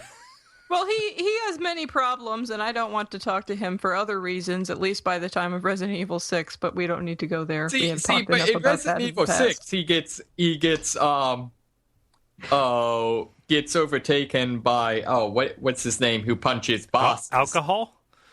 You don't understand. I lost my men. And he totally has a pimp chain. What's up with the pimp my chain? My entire crew, they were killed in the Umbrella raid by Tricell, and blah. Here's this beautiful young man to help lure me out of my darkness. As a side note, like, is like comprehensive amnesia a possible effective PTSD? I don't know, man. I am not skilled in the ways of PTSD knowledge. You know what? Reality is what you wish it to be. I'm not going to limit your dreams, okay, David? Okay. Anything more about Dying Light? No. And I guess the last thing I played is, and this was very, very briefly, I picked up Leviathan, Last Day of the Decade. Yeah. Yay! So far, it seems pretty good. My character apparently needs to learn how to freaking fight. Yeah. And why you would ever initiate a fight by punching someone in the face, I don't know. But yeah, I don't know. Like, so far, I really like the art style. I really like the way they kind of do. I don't know. I'm assuming, like, it seems like something I've seen before. Like it's, you know, kind of meant to be, you know, a reference to some artist or something like that. I'm not sure. But, like, overall, I like the way they take, like, kind of the cherubim type of look and use that to create Uncanny Valley. And then so far the storyline seems interesting. They definitely don't waste any time in letting you know that it's going to be one that's like going to do some like some social issues, you know, some elements of that, considering like literally the fifth line of the game is, why are you always protecting him? Don't you know he's a queer? So it's and that's because like at that point the bullies are talking about your best friend. You know, the character that I had mentioned before when I had brought up the game originally, and that's actually at least from my perspective, because it, like I said before, it's a Russian developer and that culture is pretty intolerant of your sexual preference. Sure. I think it's more a reference to that and having to deal with that, because your character is not like that. It's the bullies that are also talking mess about you, like to some crazy degrees. That's, you know, so. Right, exactly. Yeah, that definitely seems, you know, kind of what they're going for with that. So, I mean, I think that, you know, that could be an interesting thing. I'm not so much sure. It seems like they're going to make, like, the aristocracy thing be a thing, and I've never really I've never really gone in for like the Downton Abbey or Downtown Abbey or wherever we're keeping our monks. And just in general, I'm not sure I care about that. But we'll see. Well, if sorry, go ahead. Oh no, go on. Well, if I could just interject, because you weren't on the episode where I was talking about it, so the aristocracy, there's a reason why they're separate from the other people, that like the commoners and whatever, the mudbloods is what they call them. It's because basically the decade, the plague that comes that comes and then stays for 10 years when it shows up, the aristocracy is totally immune to it because of a covenant that they had formed with like the Plague King, which is where that disease comes from. So that's why they're separated anyway, which it makes sense, like in the storyline, why that's the thing. But it doesn't really come up with any great degree after like the beginning when they're telling you about it. At least they, so far as I've seen. Mention that. Oh, okay, that's interesting. Yeah, because they do mention it early on, but Yeah, they do give you more detail on the backstory as to why there are aristocrats and this, you know, kind of stratification of society. But you haven't gotten to that part yet, so.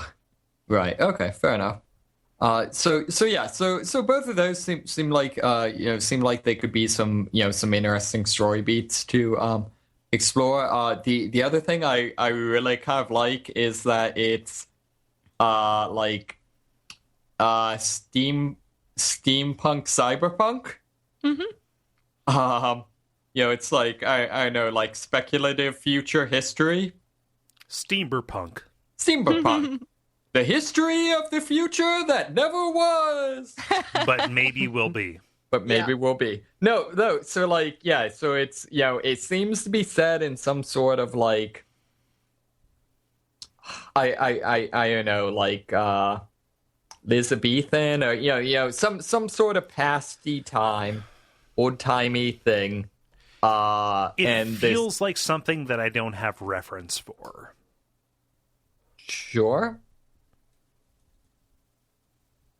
No, I just wanted to come in and drop a bomb on your line of thought. So go ahead and continue. Okay, fair enough. Yeah, no, I mean, it seems like, it appears to be set in, like, old-timey times, and it's, it seems to have some steampunk elements, but at the same time, like, you have a cell phone. Mm-hmm. So, I don't know, like, this is very, very much, I have no idea where the going with this, but I'm pretty excited. Yeah, and the thing is, you do get more explanation about, like, and the thing is the way that they kind of explain where the tech goes from, they don't explain it directly. It's indirect. You have to gather it from stuff that you're observing in the environment and things like that. Mm-hmm. So, like, especially, like, it starts falling into place really strongly during one particular section of episode 4, which is way farther away from where you're at. But, yeah, like, once you see that one particular setting, then you're like, oh, suddenly I understand now why all of this tech is here. Wow, right. Cool.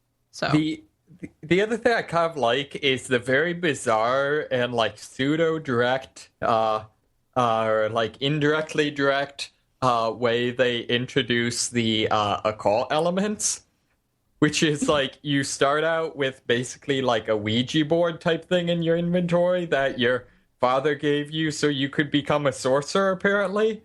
And you're like walking home and you're like, man, this thing is heavy. But I hope my mom doesn't find out. How would I ever explain to her that, the ritual and why I have a severed head in my bag? Yeah. And like then they just go on. And when you get a little bit further in, I'm really interested to see what your reaction is after he tries his ritual and stuff, because that'll be fun for me to hear what your response is to that. It's unique, I'll say that. Yeah, but like the whole thing, like I feel like that seems to be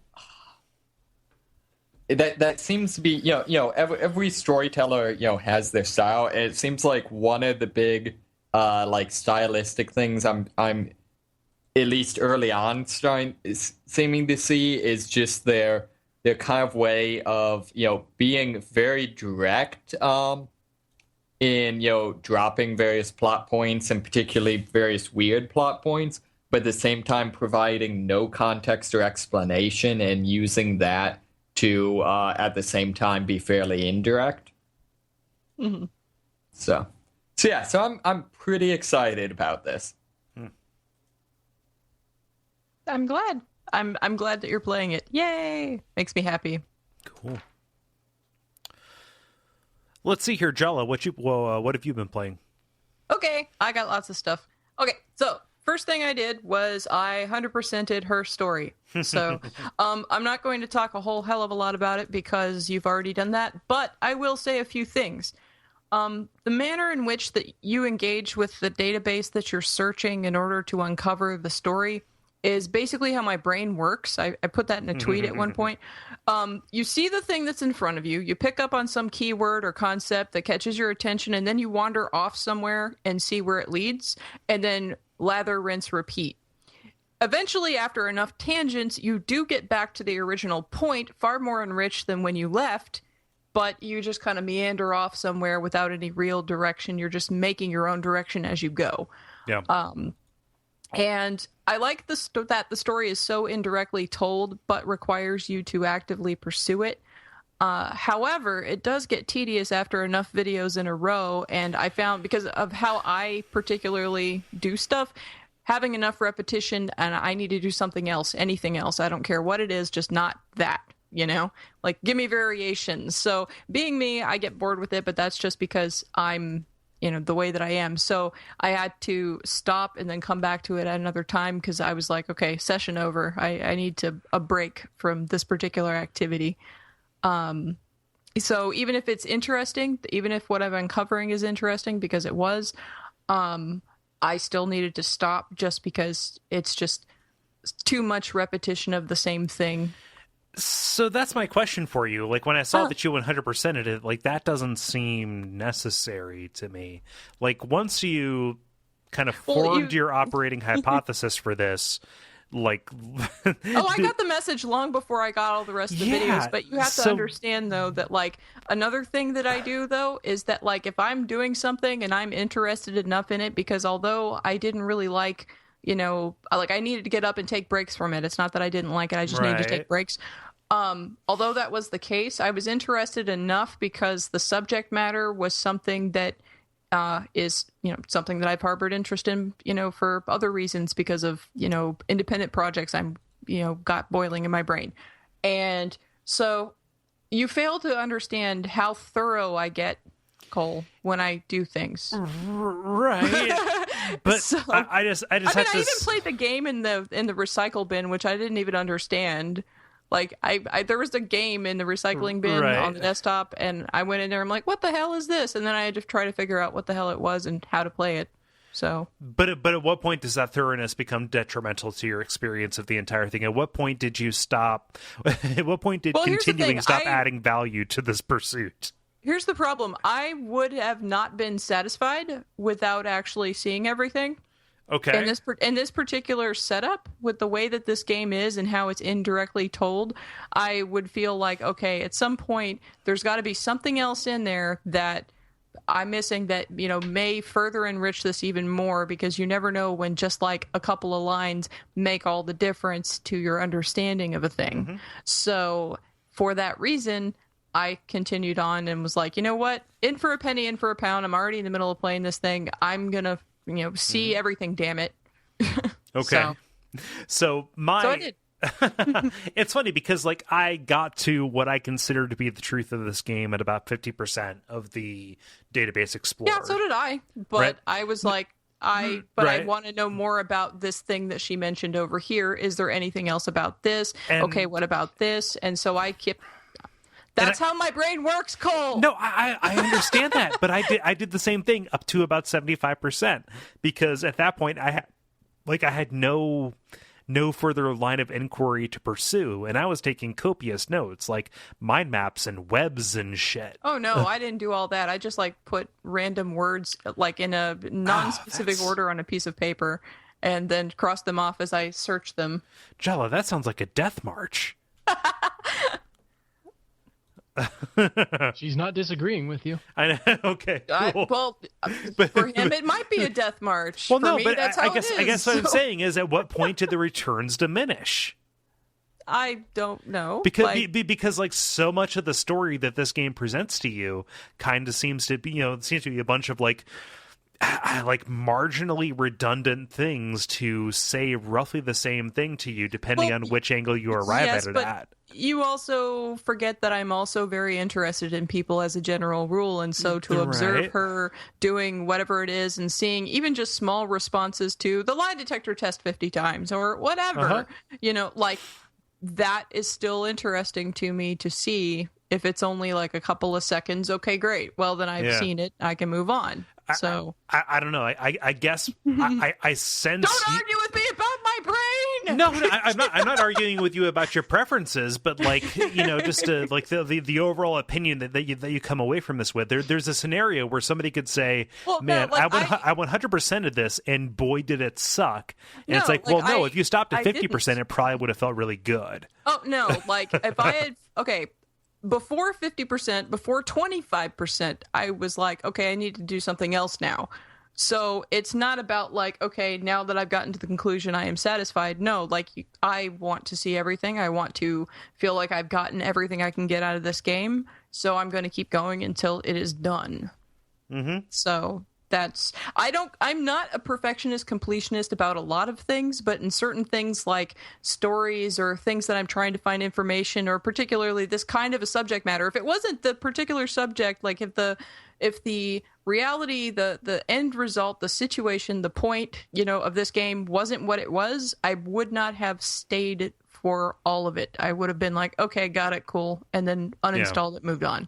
But because of the subject matter, I was excessively interested in seeing more of what the character is doing and how she's acting and da-da-da. Yeah. So that is the reason why. It is my particular interest in people and my pragmatism when it comes to just, wanting to absorb all of that and whatever. So. Okay. Yeah. The only reason I'm grilling you about this is because it does seem extreme. And I'm just trying to get at the motivation behind it. I 100%ed hot to full boyfriend. I would also consider that extreme. I didn't really need to, but I did. Yeah. Like visual novels and stuff all like the that. birds. Yes. All of them. Okay, so anyway, I did 18 out of 24 endings for Bionic Heart that I really didn't need to get that many endings. I could have been satisfied with 2. But I didn't even get all of them because I was like, nope, I'm done. But this particular one, no, I wanted to 100% it. Yeah. So anyway, what else have you been playing? One. Other things I've been playing. I've played Juniper's Knot. Well, I don't know if it's really called playing. Let me explain. It is a visual novel, but it has no choices to make. It's classified on Wikipedia as a kinetic visual novel, but it is listed on iOS under the games category. So that is why I thought it was a game, and I downloaded it and played it. It is free. It's free. It's a motion comic then. It's not a motion comic because it's got talk bubbles and little character sprites as if it were a visual novel, but there's no choices to make.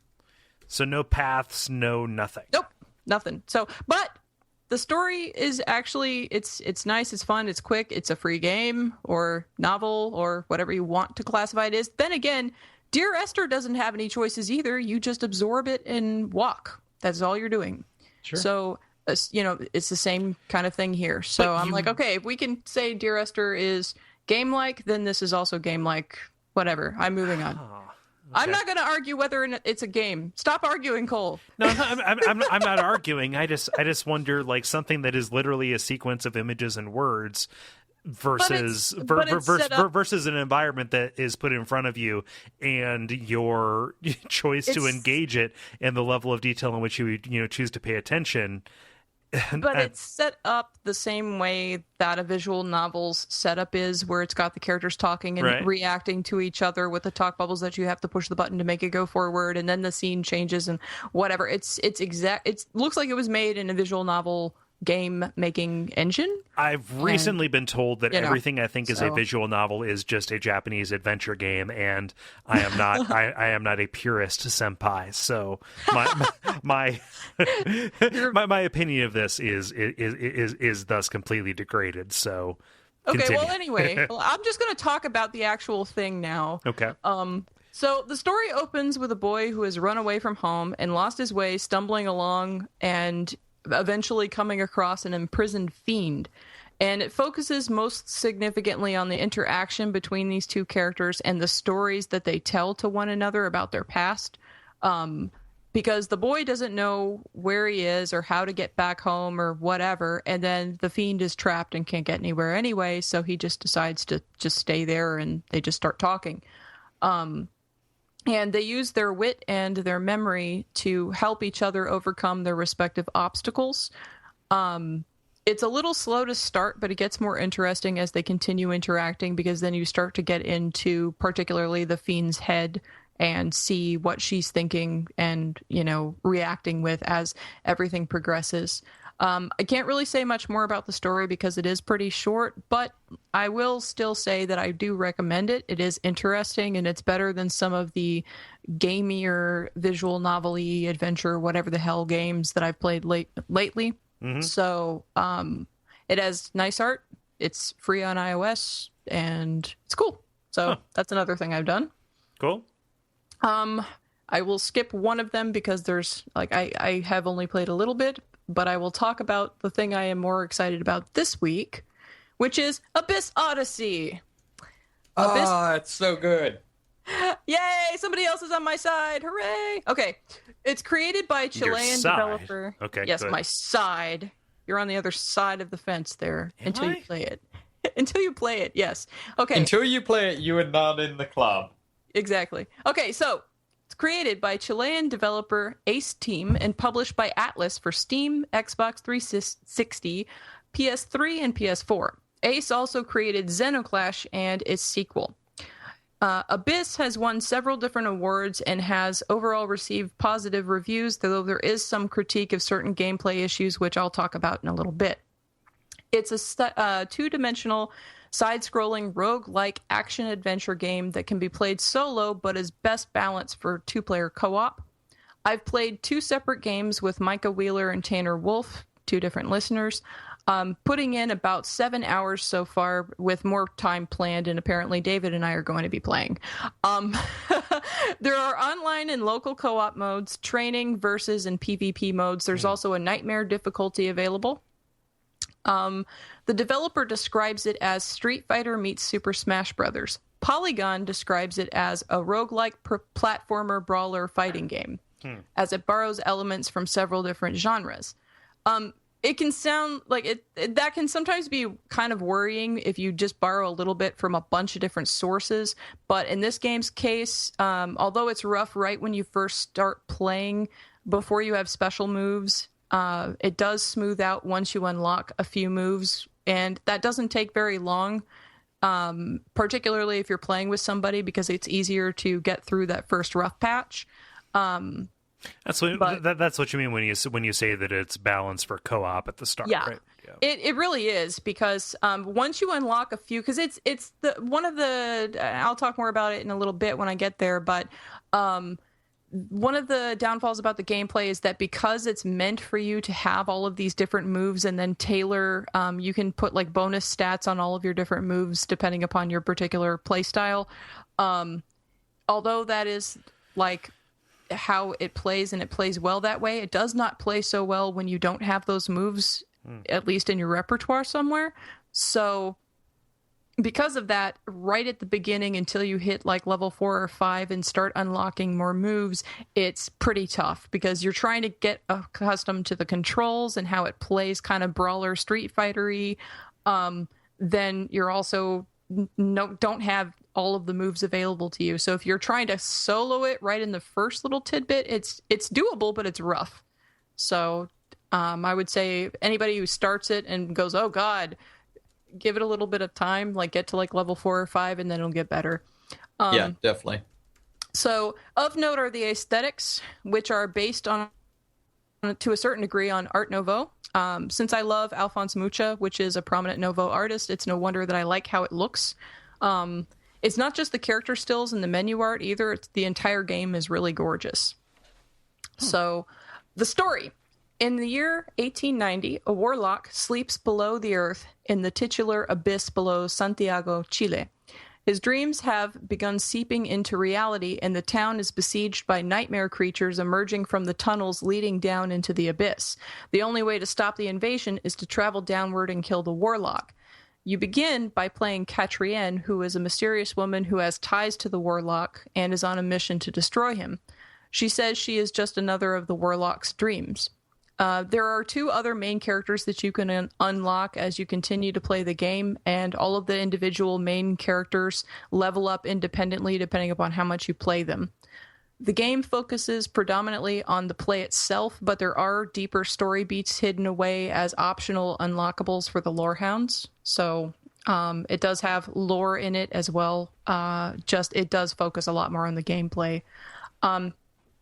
So about the gameplay, every character you see in the game has fighting mechanics that are distinct, from the soldiers protecting the town to each monster to wandering shopkeeper guy who looks like the merchant from Resi 4.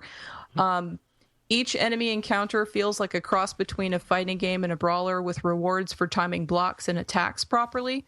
After beating an enemy, you capture their soul and you make it available to play as that creature. What happens is you can either earn via combat or pick up in the shop. Sometimes the shopkeeper will sell you like the soul of a creature that you can use and toggle between, so you have 2 different life bars and 2 different play styles. So you play as Catrienne or the Ghost Monk, which is my personal favorite. Yeah, that's why I play as. Yeah, I love the Ghost Monk. Anyway, and then there's another guy that I haven't unlocked yet, but once you are killed as this main character, a soldier from the surface jumps in to grab your items and find a res point. This isn't an AI guide. This is you. You get to play as the soldier, and you have to go find a shrine to get Catrienne or the Ghost Monk or whoever back. This effectively means that you start out with 2 lives, each with its own playstyle. The soldier also gains levels and moves as your complementary main character gets them. Like, there's a particular soldier that helps out Catrienne, another one that helps out the Ghost Monk, and so on. So this is something that's kind of repeatable. Like, you'll die multiple times and have the soldier jump in multiple times. Yeah, and you can, like, if you res Catrienne or the Ghost Monk or whoever, and then you die again, then you can be the soldier again, and if you get to another res point, you can bring your main character back again and keep going down further. Sure. And that's actually... Go ahead. That's actually one of the main strategies is between the... basically, you'll have a situation where you have your main character, the soldier, the soul you've captured, and then you can also then be building up mana in order to be ready to capture another soul once you run out of health on the one you've already captured. So a lot of the gameplay, at least when soloing and trying to get through the level, is juggling these multiple health bars.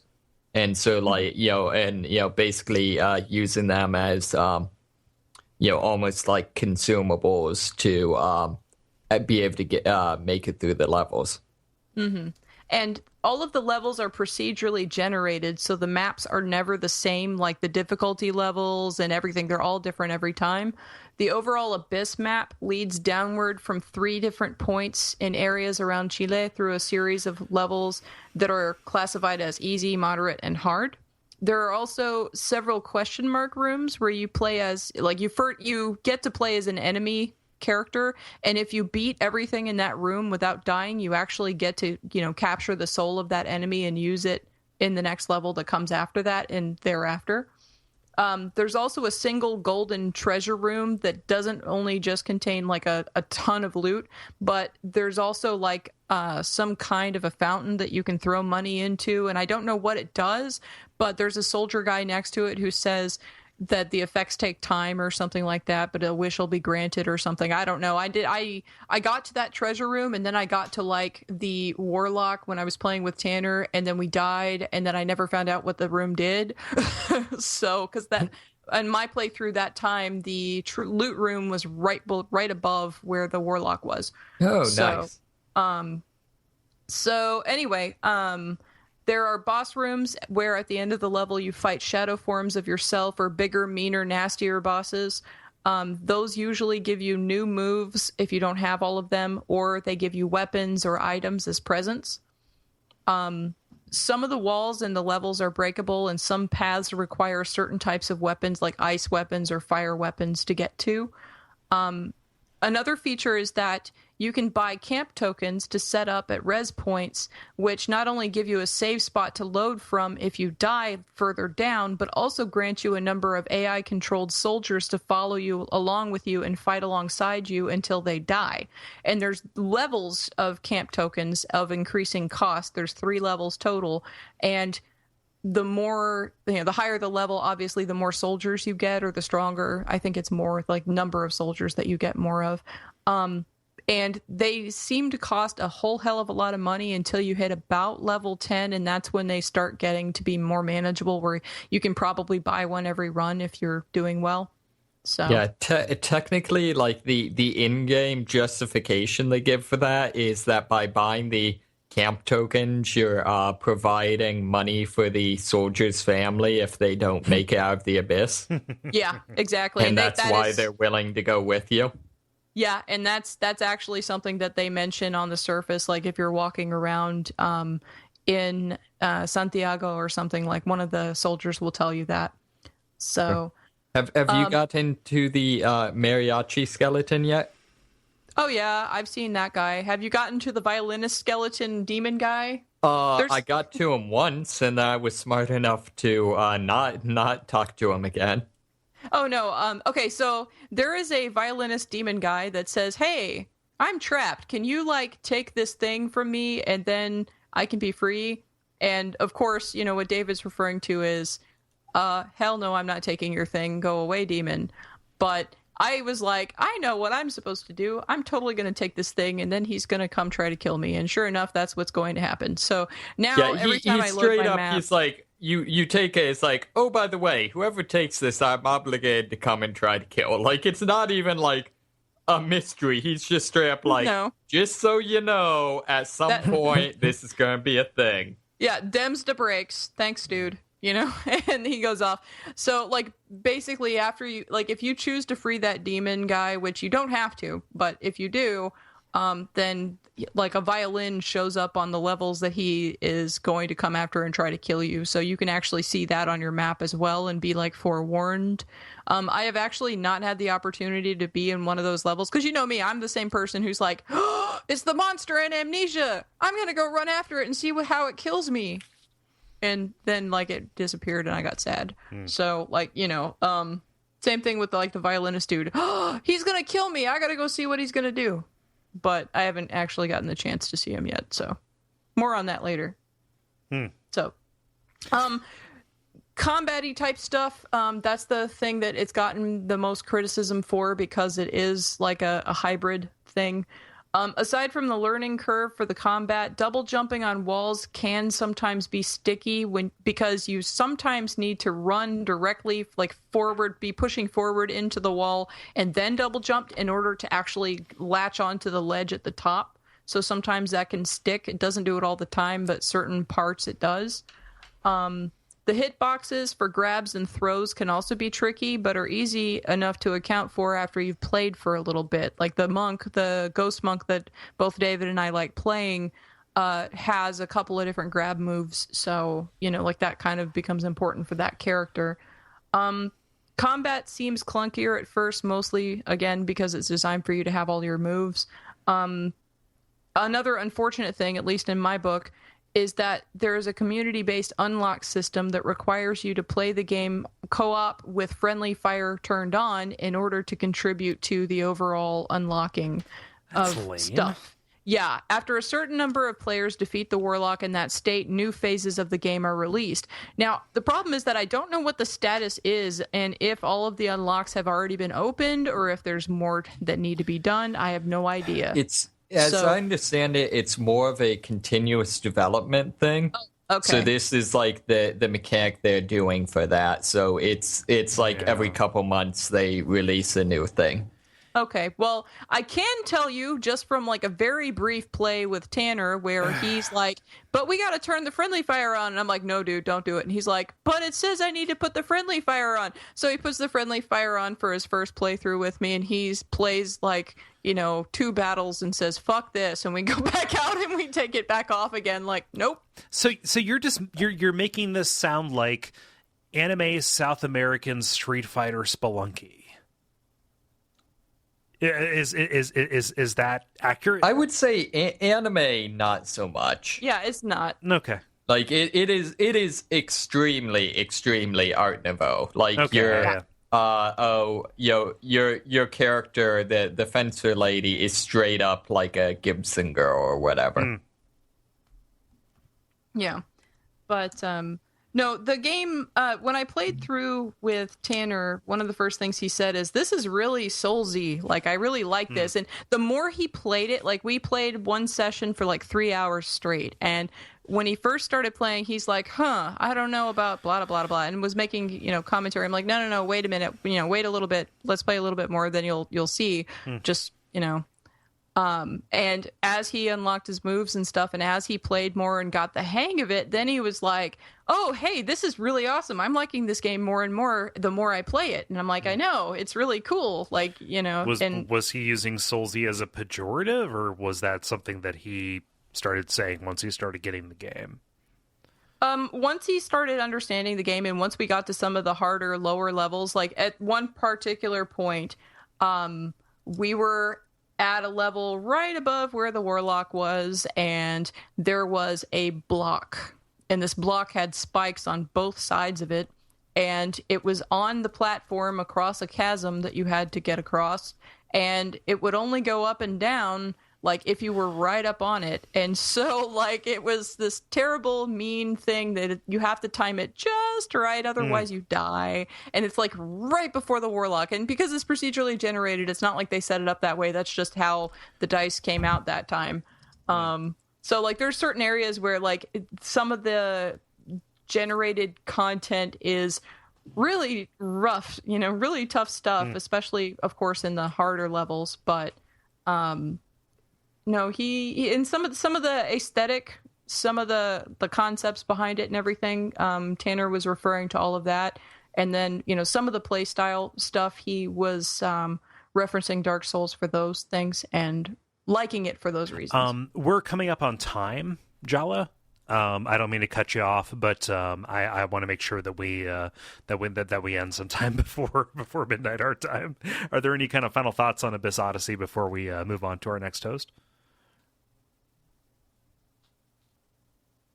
Silence falls, killing 6. Sorry, what? Nothing. Go on. Okay, sorry. No, I didn't mean to drop this down, but I just want to like I said at the beginning, I have work tomorrow. Go. Arby's, you gotta sleep. Yeah. I gotta wake up at 5. I hear you. Oh no, I got you. Yeah, no, I just wanted to make sure. Like, so you've I don't know if I have any questions. You described it very thoroughly. Is there anything else about that game that we want to wrap up before we move on? Play it. Okay. I don't have anything to talk about really. Like, I haven't played anything at depth. Like Jolly, you and I did some trying to, but I feel like we've talked about that a lot on the show. So I'm going to throw over to Dennis for the games he's been playing.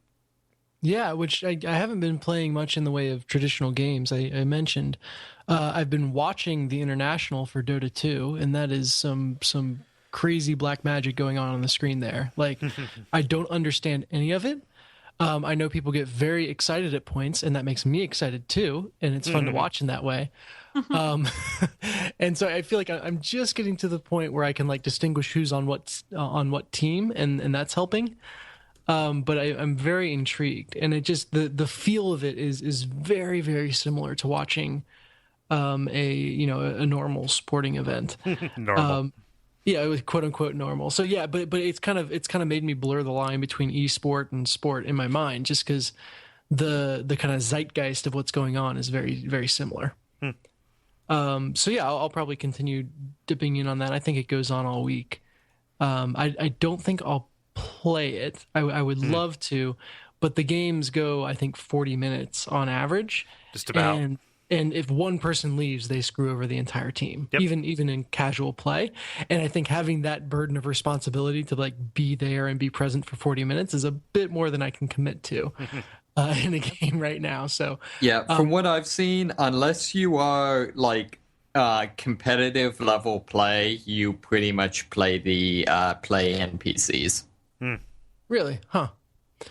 But mark it down as a game that I'm perfectly happy to spectate and not play.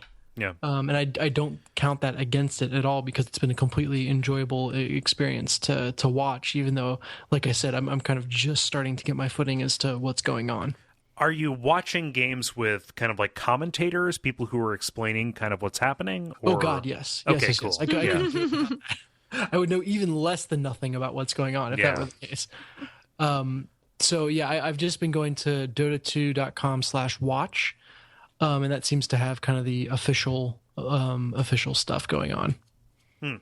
I thought it was kind of nice. All the different sites had out primers on how to watch and where to watch, and so I read through one of those, and I thought that was very, very useful. Yeah, Polygon did a good piece on that. The other game I've been playing is actually a card game. So unbeknownst to me, Jen backed the Exploding Kittens Kickstarter. Okay. And those games arrived in the mail earlier this week. So it was just kind of a little surprise, for no reason present. From the Cards Against Humanity guy. Yep, and the creator of the Oatmeal as well. Yeah. And so the theory behind the game is kind of Russian roulette meets Uno. Where Uno kind of gives you skip cards or attack cards, that sort of thing. You start with a shuffled deck and a certain amount of cards in your hand and start drawing, hoping that you don't draw an exploding kitten. And if you do draw an exploding kitten, you can use a very specific card to diffuse it and put it back into the deck, or you lose if you don't have that card. And it becomes kind of this mind game once you start drawing exploding kittens of when you diffuse it, you can put it back into the deck. But how deep into the deck should you put it? You're allowed to count down cards and kind of set it up to whatever you think would be advantageous. So do I put it right on top so that the next person gets it? Or do I put it 2 down so that when they skip their turn, it'll go back to them? Or, it becomes very mind gamey, which is what the fun is all about. Exploding Kittens has nothing to do with Cards Against Humanity other than the fact that they are both card-based things that I am ambivalent towards. It's I think the shipping business. So the Cards Against Humanity people started kind of a business of publishing and distributing independent games. That's kind of really meant to be a little more direct than what you would get through your standard publishers. Cool. So it's meant to kind of empower smaller game developers, and I think that's the connection. Yeah. Are they both made, or either of them by the guy who does the Oatmeal? Yes, all the art is done. Yeah. Yeah, Exploding Kittens is. Oh, okay. Which is it's very oatmeal-y if you're familiar with that webcomic at all. Which I don't count against. I don't care for it because it is a comic predicated entirely on SEO. But SEO? Yeah. I have no idea what that means. Search engine optimization. This is the second time I've explained it to you. Okay, fair enough. Yeah, no, it's he is a marketer and therefore anathema to me. But hey, sorry, no, I mean like specifically, you know what? I'm not going to dig myself a hole any further. The thing that I've heard about this game is that it's pretty. Do you feel that the randomness in it detracts from your ability to enjoy it? Like, is there any strategy that is not just how do we manipulate the randomness of it? I haven't played it quite enough to answer that with confidence. It really depends on when the exploding kitten cards start showing up. So if just it happens that the cards are low in the deck, you kind of are drawing, and your hand kind of gets ridiculously big. But once the cards start showing up, I think there is a lot more strategy to it. And again, it's more about mind gaming your opponent and what they might have in their hand, than necessarily, the actual actions of the cards. The problem is, like I said, when if the card is so low in the deck, that you kind of know they have everything in their hands because you've drawn so many cards. And at that point, it doesn't really matter what you do. You just hope that you can counter and counter and counter again enough times to make things worth it. But if the card comes out early in the game, then things are a lot more interesting. Yeah, because then you're having to deal with the explosive situation. Much with many fewer resources. The explosive situation. Yeah. Yeah, the Kittuation. Did you guys watch the Jersey Shore Cat edition? The Kittuation was phenomenal. But yeah, so it's fun. Like I said, I haven't played it quite enough to really understand all the strategies going on, but I've enjoyed what I've played, and it's a fun little game that's easy to learn as well. So I can easily see busting this out at a party alongside like Jackbox or something like that. Is it a 2-player game or is it for... So the base pack gets you 2 through 5, and then I got the expansion pack, or the Not Safe for Work edition, which gets you up to, I think, 9 players, something like that. Because 9 people cannot work. No, I was drawing a correlation between Not Safe for Work and 9 people, but Oh, three hams will kill him, 9 hams will render him non-functional. this is So slow. what- There, I follow.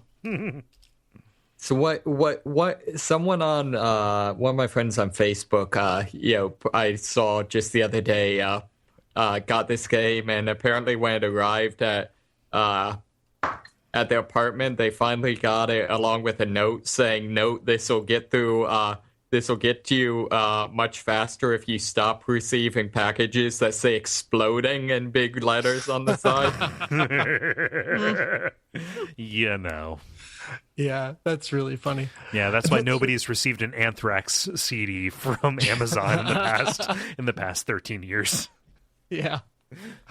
But they put a lot of nice touch. It's clear that they had money to burn on this game, but they it seems like they've really put it towards doing nice things for the people who supported them. So Yeah. like there was a nice customized comic that was drawn for Jen, and then the pack actually meows when you open it, which was delightful. Oh, is it like a greeting card kind of thing with a chip? But yeah, like a little light sensitive thing in it, which meow when you open it up. Yeah. But so yeah, I think they at least tried, it seems, to kind of really reward the people who jumped in on it. And there was kind of a little piece talking about the philosophy behind. I want to say it's Black Box Games is that Cards Against Humanity spin-off, or whatever you want to call it, that's helping indie board game publishers. Oh, But it cool. really seems like that they really want to see smaller kind of stuff succeed. That's so cool. That's cool. Cool. Huh. Is that all about Exploding Kittens? That is all about Exploding Kittens. Do you want to button it up? I do. Yay. The credit. So yes, thank you so much for listening to level number 115. We passed a milestone recently, didn't we, Dennis? We did. So there's been so many responses on the Facebook page because there are so many people who have liked us on Facebook. We are officially above 150, which is phenomenal. Yeah. So let's shoot for 200 next. Like, tell your friends and all that good stuff. I'm so happy you're here. Let us We're about let's video keep games. Oh, go ahead. Sorry. let's keep this train rolling, right? Yeah, we're about video games, so we like watching numbers go up. Yes. Yeah, exactly. my goal is that eventually we will be at a point where we can keep level with the viewers who have liked us versus number of Pokemons. Oh, David, that is an unrealistic expectation. There are Yeah, like I know. 40,000 What are we up to Pokemon now? right now. Like, there are more Pokemon than there are species on the planet Earth. It's Oh, no okay, longer fair a enough. rational I guess number. Yeah. That's impossible. It's expressible solely in alien geometries. So, It's the alien geometry type Pokemon that pushed you over the edge. yes, the alphabet one from Silver, I guess, which really frustrated me. But continuing here, what I would ask you to do is go to iTunes and leave us either a star rating or a review. We really appreciate those when they come through, and it has been a minute since we have received those. So we will look forward to seeing those if you are so kind to submit them to us. I'm trying to think of other stuff that is here, but I want to. This episode has already run kind of long, so I want to make sure that we don't, go too much longer. So all I will say is, I have been Kole Ross at Kole Ross on Twitter. I've been Dennis Furia at dfuria on Twitter. I've been David Moneysmith at Moneysmith777 on Twitter. I am in all the places, Jala-chan. Yes. And until next time, don't forget the extra dignity sauce.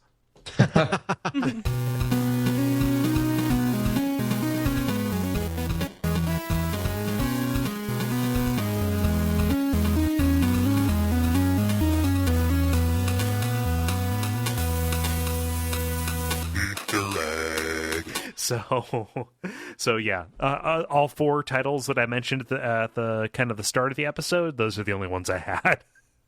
I like extra dignity sauce. Brown sauce on a hot dog, dignity sauce extruded through a sluice, and dander gravy. Was there anything else that might be considered? I honestly, we don't need to add to that. It's perfect. Dignity sauce. There we go. No.